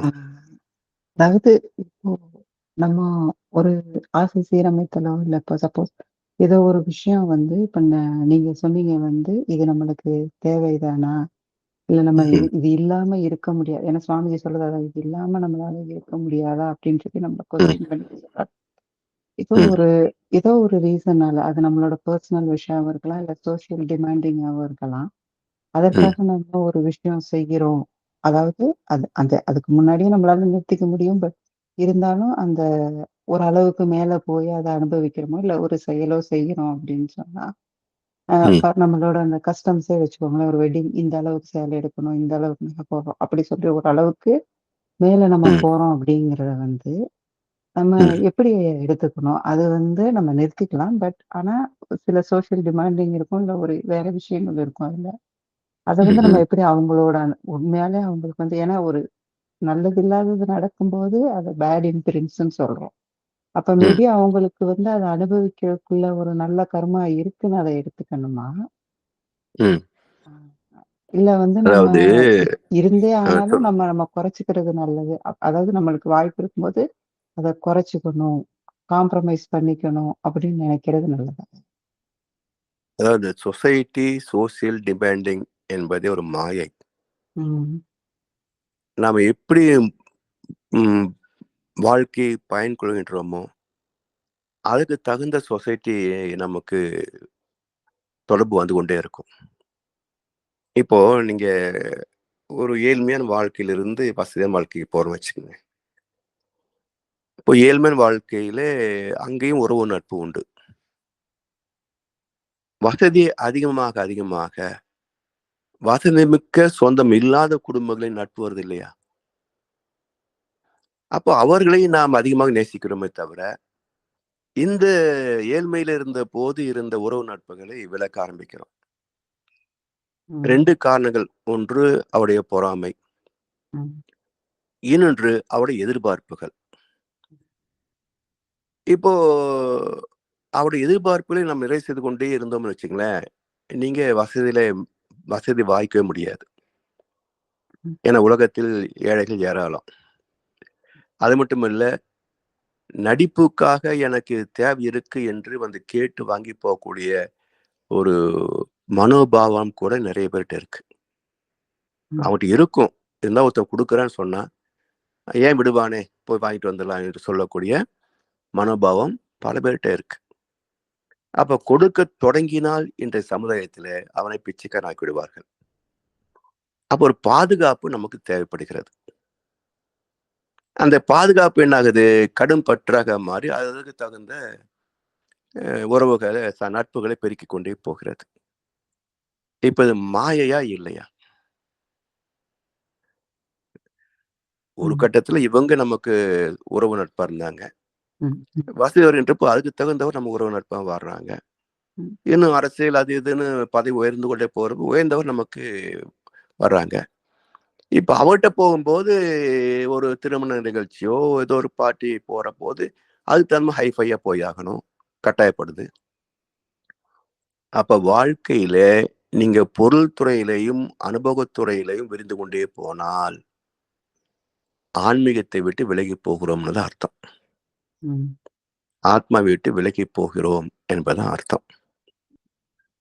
அப்ப ஆத்மாவை ஆன்மீகத்தை நேசித்து வாழ வேண்டும் என்றால் சிந்தனை சிக்கனம் சீர்திருத்தம். அதாவது சம்பாதிப்பதிலே தர்மமும் செலவு செய்வதிலே சிக்கனமும் இருந்தால் ஒருவரும் பணக்காரனாக முடியாதுங்க. இதுதான் விதி. நீங்க செல்வந்தராகின்ற எல்லோரையும் நீங்க ஆராய்ந்து பாருங்க, நிச்சயமாக பிறர் வளம் பறித்தல் இருக்கும். அது இல்லாம ஒரு செல்வந்தனாக முடியாது. அல்லது இப்போ வேலைக்கு போறோம், நல்ல சம்பளம் கிடைக்குது, அதை மிச்சம் பண்ணி செல்வந்தன் ஆகிறோம். இதுல எப்படி பிறர் வளம் பறித்தல் இருக்கு? இல்ல. ஆனா நம்மை சார்ந்தவர்களுக்கோ அல்லது தேவையுள்ள சமுதாய மக்களுக்கோ உதவி செய்ய வேண்டும் என்பதும் ஒரு கடமைதான் நமக்கு. ஈதல் இசைப்பட வாழ்தல் அது வல்லது ஊதியம் இல்லை உயிருக்கு. கஷ்டப்படுற ஒருத்தர் கொடுக்கின்ற போது நம்முடைய ஆத்மா சந்தோஷப்படுது இல்லையா? அதுவும் இந்த உயிருக்கு கொடுக்க வேண்டிய ஒரு அனுபவம். எனவே யார் உண்மையிலே கஷ்டப்படுகிறார்களோ அவர்களுக்கு கை தூக்கி விடுவது, யார் துதி பாடி நம்மிடத்திலே பொருள் பெற வருகிறார்களோ அவர்களை விலக்கி வைப்பது. வள்ளுவரே சொல்றார், நம்மை துதி பாடி எதையாவது எதிர்பார்த்து கொண்டே வரக்கூடியவரை ஒரு விலை தந்தாவது அவரை விலைக்கு வைத்து விடுன்றார். உறவு நட்புக்குத்தான் சொல்றேன். கூட பிறந்தவங்க உதவி செய்யாத ஆகணுமேன்னு சொன்னா அவன் வாங்கி வாங்கி பேங்க்ல சேர்த்து வச்சுட்டு இருப்பான். அப்ப அப்படிப்பட்ட உறவுகளை விலைக்கு வைத்து விடுன்னு வள்ளுவரே சொல்றார். எனவே ஒத்து உதவி வாழ்தல் தான் என்றாலும் பாத்திரம் அருந்து பிச்சிடு என்பது போல யாருக்கு தேவை இருக்கிறதோ அவர்களுக்கு நேரடியாக உதவி செய்யணும். இன்றைக்கு இந்த உதவி செய்வதில் கூட ஒரு வியாபாரத்தனம் இருக்கிறது. முதியோர் இல்லம், அனாதைகள் இல்லம், குழந்தைகள் பாதுகாப்பகம் என்று நிறைய ஏற்பட்டிருக்கின்றன உலகத்துல. நீங்க ஒருத்தருக்கு ஒரு 1000 ரூபாய் கொடுத்து பாருங்க, அடுத்த நாள் உங்களுக்கு 10 போன் கால் வரும். எப்படி தெரிஞ்சுக்கிட்டீங்க? நேற்றைக்கு கொடுத்த உடனேயே இன்றைக்கு எப்படி 10 பேருக்கு தெரிஞ்சது என்றால் ஒரே அறையில் 10 பெயர்களிலே மக்களிடத்திலிருந்து அந்த மனிதாபிமானத்தை காசாக்குகின்ற ஒரு கயவர் கூட்டம். அதனால்தான் சொல்றேன், உதவி செய்வது என்றால் நேரடியாக போய் செய்யணும். மருத்துவமனை இருக்கு, கவர்மெண்ட் ஹாஸ்பிட்டல்ஸ் இருக்கு, கிராமப்புறங்கள் இருக்கு. அப்போ சம்பாதிக்கிறது இத்தனை வாய்ப்பு நேரம் இருக்கிற போது அதுலேருந்து ஒரு பகுதி தானே சமயத்துக்கு கொடுக்க போறோம். அப்போ ஒரு நாள் விடுப்பு எடுத்து சமயத்துக்கு போய் கொடுக்கலாமே, கொஞ்சம் கம்மியா கொடுங்க இல்லையா? அந்த நாளும் சம்பாதிச்சிருப்பேன் அப்படின்னா அந்த அளவுக்கு குறைச்சிக்குங்க. அப்ப யாரோ ஒருத்தர் மூலமாக நாம் தர்மம் செய்யலாம் என்று நினைப்பதை விட நாமே நேராக போய் செய்கின்ற போது பலன் பல மடங்கு அதிகம். ஏன்னா அவர்கள் நம்மை நேரடியாக வாழ்த்துகிறார்கள். நன்மை பெறுகின்ற மக்கள் நம்மை நேரடியாக பார்த்து வாழ்த்துறாங்க. இப்ப யார் மூலமாகவும் நீங்க தர்மம் கொடுக்கறத விட யாரை வாழ்த்த முடியும்? அவன் நேரடியாக போய் பண்ணா அவனை தான் வாழ்த்துவான், உங்களே வாழ்த்துவான். அது மட்டுமல்ல, ஈதல் இசைப்பட வாழ்தல், அந்த கொடுக்கின்ற போது ஏற்படக்கூடிய அந்த ஆத்ம திருப்தி, மன மகிழ்ச்சி அனுபவிக்க வேண்டாமா? அதுதான் எதிலும் சிறப்பு இல்லைங்களா? நான் அனுபவிக்காம எனக்கு தெரியாம யார் மூலமா கொடுத்துட்டு போறேன் அப்படின்னா, இது ஒன்றும் பெரிய நிஷ்காமிய கர்மம் இல்லை. அந்த அளவுக்கு ஒன்றும் நம்ம பக்குவப்படலை. எனவே கொடுப்பதாக இருந்தால் அரசு மருத்துவமனைகளிலே கஷ்டப்படுற ஜீவன் நிறைய இருக்கு. அதுக்கு ஒரு மருத்துவ உதவி செய்யலாம். கிராமப்புறங்களிலே அன்றாட உணவுக்கே வழி இல்லாத ஏழைகள் நிறைய பேர் இருக்கிறாங்க. அவருக்கு ஒரு உதவி செய்யலாம். கல்விக்கு பணம் கட்ட முடியாத ஏழைகள் கிராமத்தில் இருக்கிறாங்க. அவர்களுக்கு உதவி செய்யலாம். ஏன்னா ஒரு இடத்துல அமர்ந்து கொண்டு நான் உதவி செய்வேன் என்று தொடங்கினால் கோடீஸ்வரர்களே வந்து வரிசையில் நிற்பார்கள்.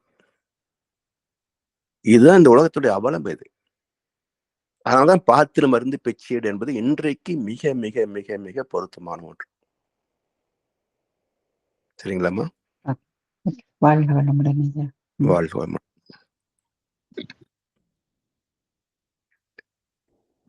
வாழ்க வளமுடன் தனாயா. ஐயா வாழ்க வளமுடன் ஐயா. வாழ்க வளமுடன் ஐயா. ஐயா இன்னைக்கு கேள்விகள் ஒன்றும் இல்லை, ஆனால் என்றெல்லாம் கேட்க வேணும் என்ற மாதிரி சொன்னால் இதுவும் ஒரு பர்சனல் கேள்விதான். இந்த சினத்தை பற்றி சொன்னீங்கள். வாழ்க்கையில் நான் சினத்தை தவிர்க்கிறதுக்காக எவ்வளவோ பாடலாம் பாட்டுவிட்டேன், எத்தனையோ வருஷமாக. பக்கத்தாலும் கணக்கை ரீட் பண்ணி இருக்கிறேன், கணக்கு எல்லாம் செய்திருக்கிறேன். அப்படி செய்தும் அது பொறுத்த நேரத்துல வந்துடுது அது. ஆனால் இப்ப பொறுத்த நேரத்துல வந்துடுது என்று சொல்லி சொன்னால், இப்ப வித்தியாசம் அனுபவத்தால அது வரவே தெரியும், வரப்போற அப்படி தவிர்க்க வேணும்னு சொல்லி அந்த அனுபவத்தால தவிர்க்கிறதே தவிர மற்றும் அந்த கோபத்தை இல்ல பண்ண முடியாம இருக்கு. சொல்லுங்க சொல்லுங்க. இதை பற்றியா கதை பேர்கிட்ட கேட்டேன் நான். இதை பற்றி வயசு மூணாக்கள் திரும்ப பேர்கிட்ட எல்லாம் கேட்டுக்கிறேன். உங்களுக்கு கோபம் வரதோன்னு சொல்லி அப்படி எல்லாம் கேட்டுக்கிறேன். உங்கள்கிட்ட வந்த கேள்வி கேட்க போறேன், ஒரு பர்சனல் கேள்வி. ஐயாவுக்கு கோபம் வரதோ வந்தா என்ன செய்வீங்க? பெரும்பாலும் தவிர்ப்பது தாங்கய்யா. இப்போ ஒரு 2 நாளுக்கு முன்னாடி இருசக்கர வாகனத்திலே நானும் மனைவி போயிட்டு இருக்கிற போது ரோடு கிராஸ் பண்ண வேண்டிய நிலையில கொஞ்சம் நான் ஒரு கணக்கு போட்டு கிராஸ் பண்ணினேன். பண்ணின பிறகு ஒரு 100-150 அடிக்கு பிறகு பின்னாடி கிரீச் ஒரு வண்டி நின்னது. ஒரு இளைஞன் வண்டி விட்டு வந்திருந்தான்.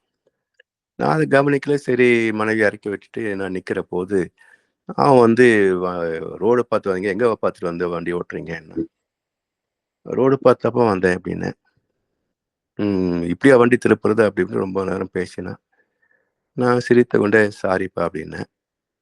அப்பவும் சில நேரம் பேசிக்கிட்டு அப்புறம் பார்த்து போங்க, அம்மாலாம் இருக்காங்கல்ல அப்படின்னு அட்வைஸ் பண்ணிட்டு போனான். அவனுக்கு வயது 20-25 இருக்கும்.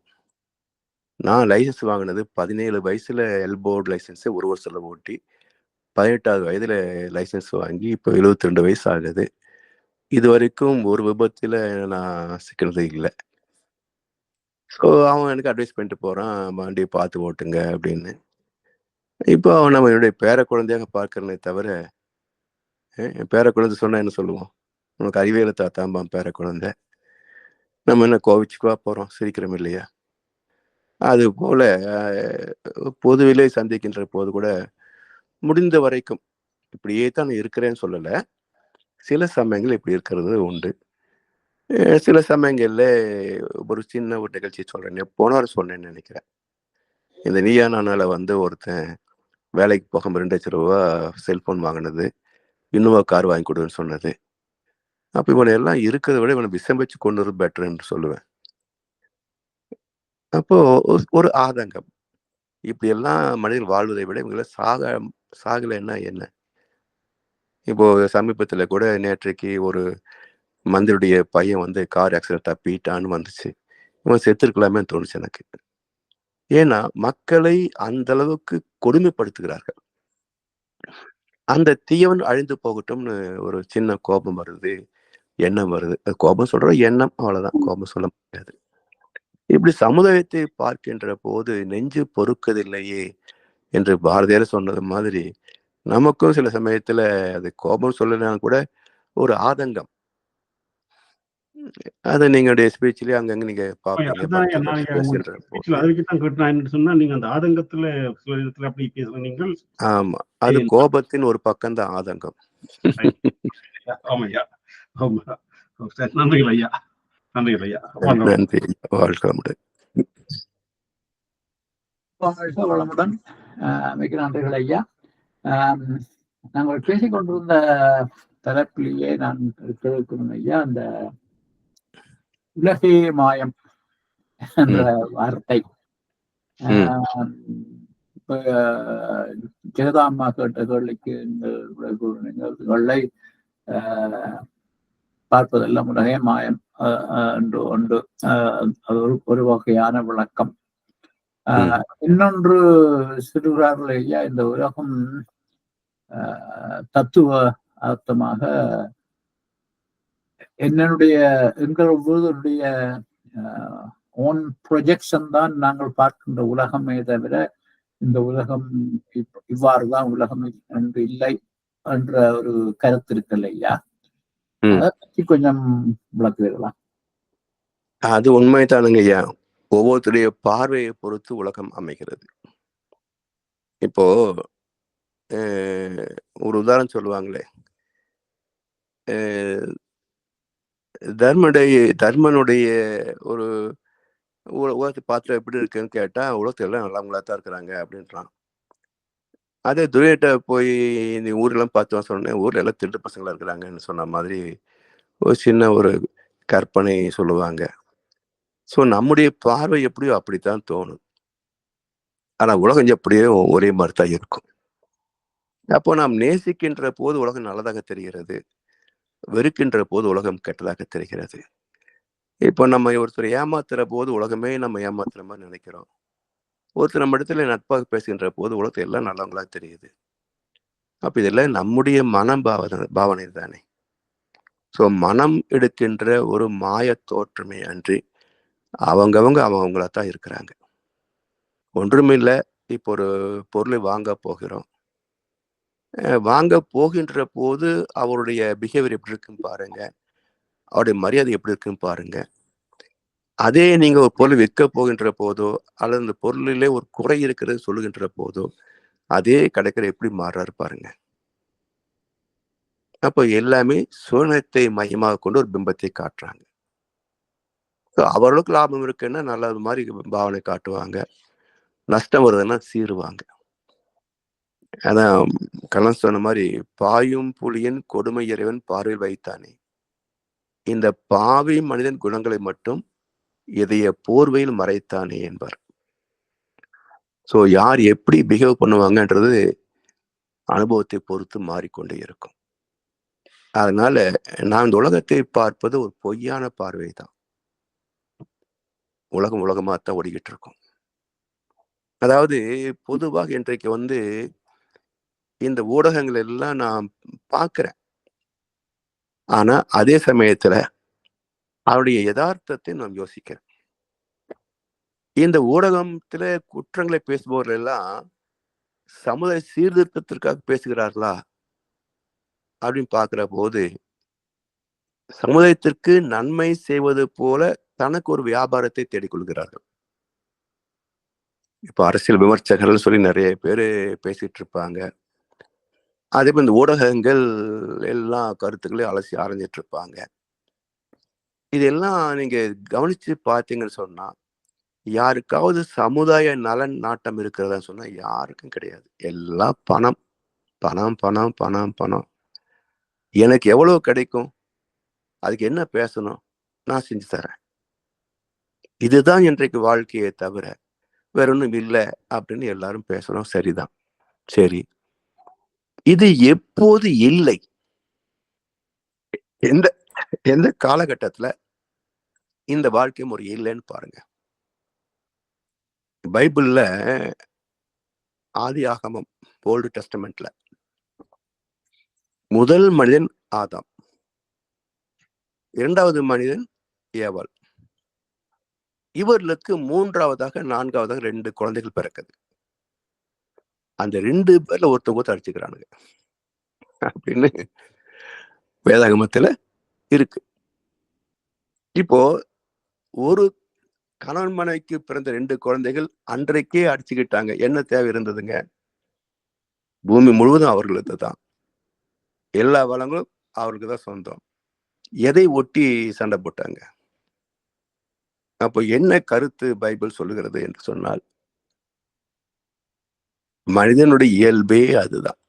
சும்மா இருக்க மாட்டான். ஏன்னா விலங்குகள் ஒன்றை ஒன்று தாக்கிக் கொள்ளும், ஒன்றை ஒன்று கடித்து குதறிக் கொள்ளும், ஒன்றோடு ஒன்று உணவாக போகும். ஒரு இனம் நட்பாக இருக்கும்.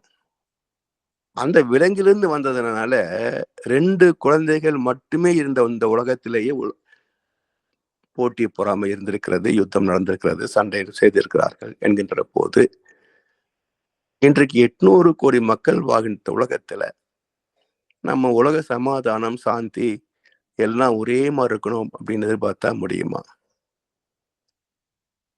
இருக்கத்தான் செய்யும் போட்டி பொறாமைகள். அதைத்தான் நிர்வாகத்தின் மூலமாக சீர் செய்வது என்பதுதான் ஓருலக ஆட்சி வலுவாய் வேண்டும் என்ற மகிழ்ச்சி. ஓருலக ஆட்சி வேணும் மட்டும் சொல்லல, அது வலுவாக இருக்கணும், பவர்ஃபுல்லா எஃபெக்டிவா இருக்கணும். இல்லைன்னா மக்களை மேய்க்க முடியாதுங்க. அப்ப மக்கள் இப்படித்தான் இருப்பார்கள், விலங்குகள் போலதான் மக்கள். இவர்களை மனிதர்களாக வாழ வைக்க வேண்டும் என்று சொன்னால் கடுமையான சட்ட திட்டங்களை செயல்படுத்தக்கூடிய வலிமையான ஒரு ஆட்சி இருக்க வேண்டும். ஜனநாயகம் எல்லாம் உருப்படாதுங்க. சுதந்திரம் என்பதெல்லாம் ஹம்பக். சுதந்திரம் கொடுத்தால் மனிதன் விலங்காகத்தான் மாறுவான். மனிதன் அடிமைத்தனத்திற்குத்தான் பொருத்தமானவன். ஆனா அந்த அடிமைத்தனம் சொன்ன உடனே நம்ம அவனை நசிக்கிறதுன்னு பாக்குறோம். அப்படி இல்லை. அடிமை என்பது அவனுடைய நலன் காத்து கொள்வதுதான். அவனுக்கு என்ன வேணுமோ கொடுக்குறோம், அவன் சுயமா எதையும் கேட்க முடியாது, அவ்வளவுதான். அப்படி ஒரு ஆட்சி சர்வாதிகாரம் சொல்லுவாங்க. மனித நேயம் மிக்க சர்வாதிகாரம் வேண்டும். தூரமான சர்வாதிகாரம் கூடாதுங்க. மனித நேயமிக்க சர்வாதிகாரம் முட்டாள்தனமான ஜனநாயகத்தை விட கோடி மடங்கு உத்தமமானது. அந்த மனித நேயமிக்க சர்வாதிகாரம் வருவதுதான் ஓரளவுக்கு கூட்டாட்சி. சரிங்களா? இருந்தது ஐயா. அது ஒரு கருத்தை ஐயா பதிவு செய்கிறேன். இந்த பொருளாதாரத்தில் எக்கனாமிக்ஸ் தியரியில ஒரு கோட்பாடு இருக்குது, ஜெனரல் ஈக்குலிபிரியம் என்று சொல்லி. அதை ஆராய்ச்சி செய்தவர்கள் சிறந்த பொருளாதார அமைப்பு எது என்றால் என்று பார்க்கின்ற போது நீங்கள் சொன்ன இதே கருத்தை தான் அவர்கள் கண்டுபிடித்திருக்கிறார்கள். என்ன, benevolent dictatorship is the best form of economic structure என்று சொல்லி கோட்பாடு ரீதியாக தியரட்டிக்கலாக சொல்லியிருக்கிறார்கள். ஆனால் அந்த benevolent dictator கண்டுபிடிக்க இயலாது. வேற டிக்டேட்டர்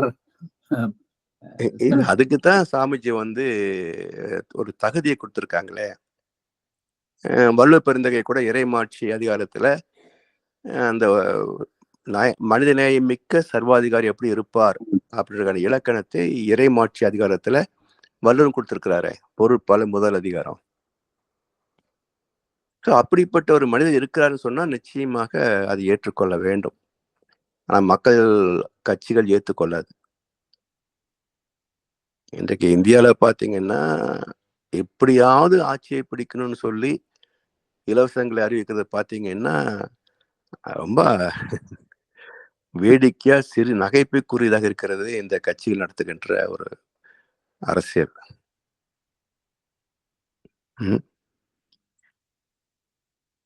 ஐயா, இந்த பாவ புண்ணியத்தை பற்றியது. இப்ப பாவத்தை வரையறுக்கிறோம் தானே, என்ன தனக்கோ பிறருக்கோ தற்காலத்துல உடலுக்கோ மனதுக்கோ தீமை விளைவிக்காவிட்டால் அது புண்ணியம், பாவம். நாங்கள் ஒரு இன்ட்ரோஸ்பெக்ஷன் வகுப்பு நடத்தினாங்களே, அதுல ஒரு கேள்வி ஒன்று வந்தது. இப்ப நாங்கள் வாழுவது சில சட்ட அரசாங்கங்கள் அல்லது அமைக்கப்பட்ட சட்டத்திட்டங்களுக்கு உள்ளதான் வாழ்ந்து கொண்டிருக்கிறோம். ம். அப்ப அந்த சட்டத்திட்டங்களுக்கு அமைவாக நாங்கள் வாழுகின்ற போது நாம் செய்கின்ற காரியம் அந்த ம். சட்டத்திட்டங்களை அமகா செய்கின்ற போது அது என்ன சொல்றது, பாலிசிஸ் எப்பவுமே வந்து there will be winners and losers. சிலருக்கு பாதகமாகத்தான் அமையும். ம். ஆனா நான் அதன்படிதான் வாழ்ந்தாக வேண்டும் என்றோ அந்த அரசாங்கம் வைத்த சட்டத்தால நாம் எல்லோரும் பாவிகளாகிறோமா? அப்படி இல்லை, அப்படி இல்லை. ஏன்னா அரசாங்க சட்டம் என்பது தெய்வநீதியை மையமாக வைத்ததுதான் சட்டம். உருவாக்குற சட்டம் அப்படி இல்லாம இருக்கிறது. தெய்வநீதியை மையப்படுத்தவில்லை என்றால் அது கொடுங்கோன்மை என்கிற வலுப் பெருந்தகை. அப்ப தெய்வநீதியோடு இணைந்து ஆட்சி செய்வது செங்கோன்மை, தெய்வநீதிக்கு முரண்படுவது கொடுங்கோன்மை. அப்ப சட்டம் இயற்றுகின்ற போது எல்லோருக்கும் நன்மை தரத்தக்கதாக சட்டம் இயற்றினால்தான் அது செங்கோன்மையாக இருக்கும். இப்போ இங்க சுதந்திர நாடுன்னு பேசிட்டு இருக்கிறாங்க இந்தியாவில், குறிப்பா தமிழ்நாட்டுல. ஆனா ஆட்சியை பற்றி யாராவது ஸ்டேட்டஸ் வாட்ஸ்அப்ல ஸ்டேட்டஸ் போட்டாங்கன்னா உடனே அவர்களை வந்து கைது செய்து சிறையில் அடைச்சிடுறாங்க. இது சுதந்திரமா இல்ல சர்வாதிகாரமா? இது எப்படி சுதந்திரமாகும்? கருத்து சுதந்திரம் என்பது எல்லோருக்கும் உண்டுன்னு சொல்றீங்க. அதான் சுதந்திரத்துடைய இலக்கணம். பேச்சுரிமை, சொத்துரிமை, எழுத்துரிமை எல்லாம் வாய் கொடிக்கிலேயே பேசுறீங்க சுதந்திர தின விழா அன்னைக்கு. அப்போ அவருடைய கருத்து ஒருத்தர் எழுதினா அது ஏன் உனக்கு எவ்வளவு எரிச்சலை கொடுக்குது? அவன் உடனே பிடிச்சு குண்டா சட்டத்துல உள்ள போடுறீங்க. அப்ப இதுக்கு என்ன பேருங்க? கொடுங்கோன்மைன்னு பேரு. அது நீங்க செய்யாததான் அவர் சொன்னாங்க, செய்யறதான் சொல்லியிருக்கிறாங்க. அப்ப நான் செய்யலைன்னு ப்ரூஃப் பண்ணுங்க, அதான் செங்கோன்மை. அப்ப உலகத்துல இன்றைக்கு எல்லாம் பதவி வெறியில் இருக்கிறாங்க அரசியல்வாதிகள். அந்த கட்சி இந்த கட்சி எல்லா கட்சியும் ஒரே பிரின்சிபல் தாங்க. அதிகாரத்துக்கு வரணும், கொள்ளடிக்கணும், இதுதான் பிரின்சிபல். இல்ல விதிவிலக்குள்ள கட்சி எதுவுமே கிடையாது. ஆட்சிக்கு வர வரைக்கும் ரொம்ப நல்லா பேசுவாங்க, நல்லா தான் இருக்கும் கேட்கறதுக்கு. ஒன்றும் இல்லை. இப்ப நடைமுறை உதாரணத்தை சொல்றேனே, இங்க டெல்லியில ஒரு 10 ஆண்டுக்கு முன்பு அண்ணா ஹசாரேன்னு ஒருத்தர் வந்து ஊழலுக்கு எதிராக பிரச்சாரம் பண்ணினாரு. ரொம்ப ஃபேமஸ் ஆனார். அப்போ எப்பவும் தினசரி பொதுக்கூட்டங்கள் இருக்கும். ஆயிரக்கணக்கான லட்சக்கணக்கான பேர் எல்லாம் கூட்டத்தில் கூடுவாங்க. அப்போ நான் இதே மாதிரி அகத்தாய்வுல நான் பேசுறேன். இப்போ இந்த நிகழ்ச்சி நடக்குது. இப்போ எல்லாரும் அண்ணா சாருடைய கருத்துக்களை ஏற்றுக்கிட்டாங்க. லட்சக்கணக்கான பேர் ஏற்றுக்கிட்டாங்க. எல்லாரும் ஊழல் இல்லாத ஒரு ஆட்சி வேணும்னு எதிர்பார்க்குறாங்க. சரி, இப்போ இந்த கூட்டம் நடக்கிற இடத்துல ஒரு மூலையில நீங்க 1000 ரூபாய் 500 ரூபாய் நோட்டு வேண்டாம், ஒரு 10 ரூபா நோட்டு ஒரு ஹெலிகாப்டர்ல போய் ஒரு பெரிய மூட்டையை வச்சு அப்படியே அங்க கொட்டுங்க அந்த 10 ரூபா நோட்டை. இப்ப இந்த கூட்டத்தில் கேட்டுட்டு இருக்கவங்க எத்தனை பேர் வந்து நோட்டு எடுப்பாங்க, எத்தனை பேர் எடுக்க மாட்டாங்கன்னு பாருங்க அப்படின்னு. நோட் எடுத்து விட்டான் என்றால் நிச்சயமாக அவன் ஆட்சிக்கு வரும்போது ஊழல் செய்தே தீர்வான். நோட் எடுக்கலைன்னா அவன் ஆட்சிக்கு வந்தால் ஊழல் செய்ய மாட்டான். இப்போ கெஜ்ரிவால் ஊழல் மாட்டினார் இல்ல, அண்ணாவோட சேடம் தானே அவரு. அப்ப மனிதனுக்கு இயல்பிலேயே பேராசை உண்டு. ஞானம் பெற்றால் ஒழிய அவனுக்கு ஆசைகள் அருந்தே போகாது. அப்ப சாமி சொல்லுவாங்க, வாய்ப்பு கிடைக்கின்ற வரைக்கும் ஒரு யோகியம்தான். வாய்ப்பு கிடைத்து திருடி நிரூபிக்கப்படாத வரைக்கும் அவன் யோகியம்தான். வாய்ப்பு சிக்காத வரைக்கும். வாய்ப்பு கிடைத்து சிக்கிய பிறகும் அவன் நிரூபிக்கப்படாத வரைக்கும் யோகியம்தான். இப்படித்தான் ஓடிட்டு இருக்கு இந்த உலகம். அதனால நாம நல்லபடியா வாழணும்னு சொன்னா இந்த புறலோகத்திலிருந்து கொஞ்சம் நம்ம வெளியே வரணுங்க ஐயா. அது அப்படித்தான் இருக்கும், ஏற்றுக்கொள்ளுங்க. ஏன்னா ஆதாம் ஏவாளுக்கு பிறந்த 2 குழந்தைகளை அடிச்சுக்கிட்டாங்கன்ற போது இன்றைக்கு அது இல்லாமையா போகும்? இத்தனை 20 லட்சம் வருஷமா அது பல்கி பெருகி கிடக்கிறது. அப்போ சமுதாயத்தில் ஒழுக்கத்தையும் நேர்மையையும் எதிர்பார்ப்பது என்னுடைய குற்றமே தவிர, என்னங்க, சமுதாயத்தில் ஒழுக்கத்தையும் நேர்மையும் எதிர்பார்ப்பது என்னுடைய குற்றமே தவிர அவருடைய குற்றம் அல்ல. எனக்கு இது பிடிக்கல, நான் விலகி நிக்கிறேன், அவ்வளவுதான். இதுதான் சாத்தியமே தவிர நீங்க உலகத்தை திருத்த போறேன் அப்படின்னு போனீங்கன்னா அதெல்லாம் மகான்களாலே சாதிக்க முடியாமல் தோற்று போன விஷயம். அது மகான்களாலே சாதிக்க முடியல, நாம ஏமாத்துறோம்.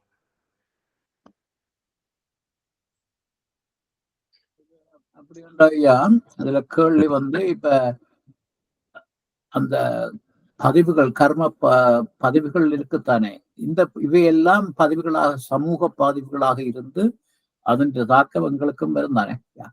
வரும் வரும் வரும். இப்போ ஒண்ணு இல்ல, இப்ப அரசியலை பத்தி நான் பேசுறேன். ஏன் பேசுறேன்? இது 100 பேருக்கு மேல யாரும் கேட்க மாட்டான். தைரியம் பேசுறேன். இதுவே லட்சக்கணக்கான பேர் பார்க்கக்கூடிய நிலைக்கு வந்து வச்சுக்கோங்க, இதை நான் பேசினா எனக்கும் அதே கதிதான் இருக்கும்.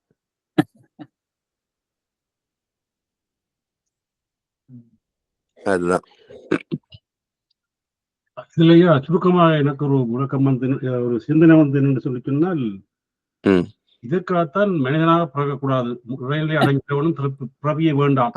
அதுதான் அதுதான் முயற்சி என்ன சொன்னா, அதாவதுங்கய்யா, நான் என் குழந்தைகிட்ட என்ன சொல்லுவேன்னா, நிம்மதியா வாழணும்னு சொன்னா இந்த சிட்டி லைஃப் விட்டுட்டு எங்கேயாவது ஓடி போய் ஒரு குக்கிராமத்துல ஒரு 2 ஏக்கர் நல்ல விளை நிலமாக பார்த்து அங்க ஒரு 4 பேர் வேலைக்கு வச்சுக்கிட்டு அதுல வரக்கூடிய விளைச்சலை சாப்பிட்டுட்டு அதோட வாழ்க்கையை முடிச்சிடணும்.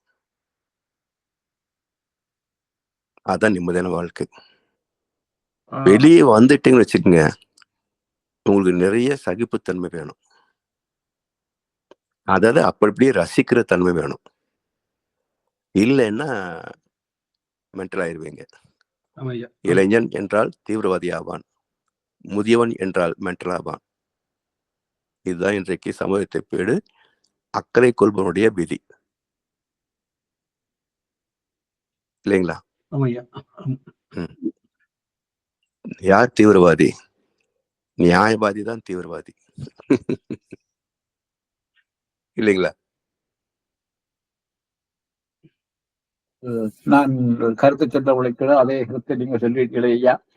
இந்த நீங்கள் அந்த தொடக்கத்துல குறிப்பிட்டீர்கள், என்ன பாவ புண்ணியத்துக்கு ஏற்ப தான் நடந்து கொண்டே இருக்கு. நாங்கள் இறைவன் கீழாததையும் தருவார், கேட்பதையும் தராமலும் விடுவார், எல்லாம் பாவ புண்ணியத்துக்கு ஏற்ப என்று சொல்லி, அப்ப எனக்கு ஒரு கருத்து தோன்றியது ஐயா, வாழ்க்கை வாழ்வதற்கே வருவதை எதிர்த்து கொண்டு நியாயமான ஒரு வாழ்க்கையை வாழ்க்க வேண்டியதுதான். அதுக்கு மேலாலை எதுவும். அதாவதுங்க, மற்றவர்கள் நம்மை மதிக்கணும் அப்படின்ற எதிர்பார்ப்பு இல்லைனால வாழ்க்கை நிம்மதிதான். நம்முடைய வாழ்க்கை எப்பவுமே நம்முடைய மனசு ஒரு அங்கீகாரத்தை எதிர்பார்க்கிறது. நம்ம எதை செய்தாலும் ஒரு பாராட்டு என்ற ஒரு அங்கீகாரத்தை எதிர்பார்க்கிறது. ஆனா உலகம் அப்படி இல்லை. ஒவ்வொருடைய நன்மையை பார்த்து பார்த்து பாராட்டக்கூடிய அளவுக்கு உலகம் இல்லை. இந்த பாராட்டு நிகழ்த்துவதனால் ஒரு நன்மை வரும் என்றால் அங்க பாராட்டுனா நடக்கும். இப்போ வருஷம் நடிகைகளை கூப்பிட்டு விழா நடத்துறாங்க. அவங்களுக்கு சிறந்த நடிகர் அவார்டு கொடுக்குறாங்க. அந்த கூட்டத்துக்கு லட்சக்கணக்கான பேர் போறாங்க. அதுவும் காசு கொடுத்து டிக்கெட் வாங்கி போறாங்க.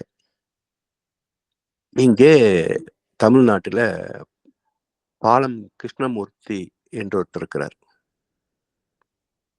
அவர் மேன் ஆஃப் தி மில்லேனியம் என்ற பட்டத்தை அமெரிக்க அரசாங்கம் அவருக்கு தந்து இந்திய ரூபாய் மதிப்பில் 30 கோடி ரூபாய்க்கு அவருக்கு கேஷ் அவார்டு கொடுத்திருக்கு. ஆனா அவரை அழைத்து எந்த டிவியும் நிகழ்ச்சி நடத்தல. அவருக்கு எந்த சமுதாயமும் ஒரு பாராட்டு கூட்டம் நடத்தல. அப்படி நடத்தணும் வச்சுங்களேன், எத்தனை பேர் வருவான்னு நினைக்கிறீங்க? ஒரு 100-200 பேர் வருவான். ஆனா ஒரு சினிமா நடிகைக்கு வருஷம் கொடுக்கக்கூடிய அவார்டுக்கு டிக்கெட்டு பணம் கொடுத்து லட்சக்கணக்கான பேர் உட்கார்றாங்க. இதுதான் உலகம். இதுதான் உலகம். ஸோ இதெல்லாம் மாத்திரணும் அப்படி பார்த்தீங்கன்னா நாம முட்டாள், அவ்வளவுதான். இங்க தயானந்த சரஸ்வதினு ஒரு சுவாமிகள் ஆனைக்கட்டியில ஆசிரமம் வருது. ரஜினியுடைய குரு அவர் வந்து கோயம்புத்தூர்ல ஒரு நிகழ்ச்சிக்கு வந்தது போது நான் அந்த நிகழ்ச்சிக்கு போனேன். அவர் வந்து ஆரம்பிக்கிற போது ஒரு கருத்தை சொன்னார். நான் எப்படியோ கஷ்டப்பட்டு ஞானம் பெற்று விட்டால் இந்த உலகத்தை திருத்திடலாம் என்று எதிர்பார்த்தேன். ஞானம் பெற்ற பிறகுதான் எனக்கு தெரிந்தது, இந்த உலகத்துக்கு தகுந்தாற்போல் நான் வாழ்ந்து போக வேண்டுமே தவிர இந்த உலகத்தை திருத்த முடியாது என்பதுதான் ஞானம் பெற்ற பிறகு தெரிந்து கொண்டதுன்னார். இதுதானா யதார்த்தம்? எந்த ஞானியினாலும் உலகத்தை திருத்த முடியவில்லை, தோற்று போனவர்கள் தான். உலகம் இப்படித்தான் இருக்கும், சும்மா குறை சொல்லி பிரயோஜனம் இல்லை, அப்படித்தான் இருக்கும். Accept as it is. சும்மா சில ஊடகங்களை பார்த்து ஏதோ பெரிய பொற்காலம் வரப்போகுது, இவங்க தான் கெட்டவங்க, இவங்க தான் கெட்டவங்க, அவங்க தான் காலங்காலமா இருக்கிறாங்க. உனக்கு நல்லவன் இருக்கணும்னா ஓரமா போய் உட்காந்து யோகி இருந்துட்டு போ. யாரு வேண்டாம் மறுத்தாங்க சொல்லுங்க? நான் யோகின்னு இருக்கிறேன்னு சொன்னா யார் என்னை மாத்த முடியும்? அப்ப நல்லது வேணும்னா நான் நல்லா இருந்துட்டு போ, அடுத்த பத்தி நமக்கு என்ன கவலை? அதான் மகர் சொல்றாங்க, தனி மனித திருத்தம், தனி மனித அமைதி. நீ உன்னுடைய வாழ்க்கை அமைதியை மாற்றிக்கொள்ள முடியுமா? அதுக்கு இந்த வழிவகை சொல்லியிருக்கிறேன். இதுல சமுதாயத்துடைய கடமை ஒண்ணு இருக்கு. முடிஞ்சா அதை செய்ய முடியல விட்டுரு, அவ்வளவுதான். சாமி எதையும் செய்யின்னு சொல்லவே இல்லை, முடிஞ்சது செய்யுங்க பாரு. அப்படி செய்துதான் இவ்வளவு தூரம் வாழ்ந்திருக்குது உலக சமுதாய சேவா சங்கம். யாரையும் வற்புறுத்தி சாமிஜி வேலை வாங்கினதே கிடையாது. இன்றைக்கு நிர்வாகம் தான் அதை செய்ய இதை செய்யன்னு சொல்லி வற்புறுத்ததே தவிர சாமிஜி அப்படி யார்கிட்டையும் எந்த வாரம் சொன்னதே கிடையாது. இது செய்யன்னு யாரும் சொன்னதே கிடையாது. முடிஞ்சா செய்யுங்க பாரு.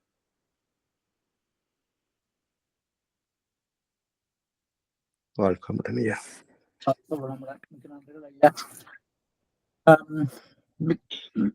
சிறப்பையா, நாம் இத்துடன் இன்றைய இந்த கேள்வி பதில் பகுதியை நிறைவு செய்து வகுப்பு 19 நிறைவு செய்வோம். இதுவரை நேரமும் குருவின் குரல் பாகம் 19 சிந்தனை உரையை மிகச் சிறப்பாக நமக்கு தந்து எமது கேள்விகளுக்கெல்லாம் தெளிவான விளக்கங்களை தந்த முதுநிலை பேராசிரியர் பழனிசாமி ஐயாவுக்கு நன்றிகளை தெரிவிப்பதோடு ஐயாவுக்கு ஒரு வாழ்த்து தெரிவிப்போம். பேராசிரியர் பழனிசாமி ஐயா அவரது உடல் நலம், மனவளம், பொருளாதார வளம், அவரது அன்பு குடும்பம், அவரது வேதாத்திரிய தொண்டு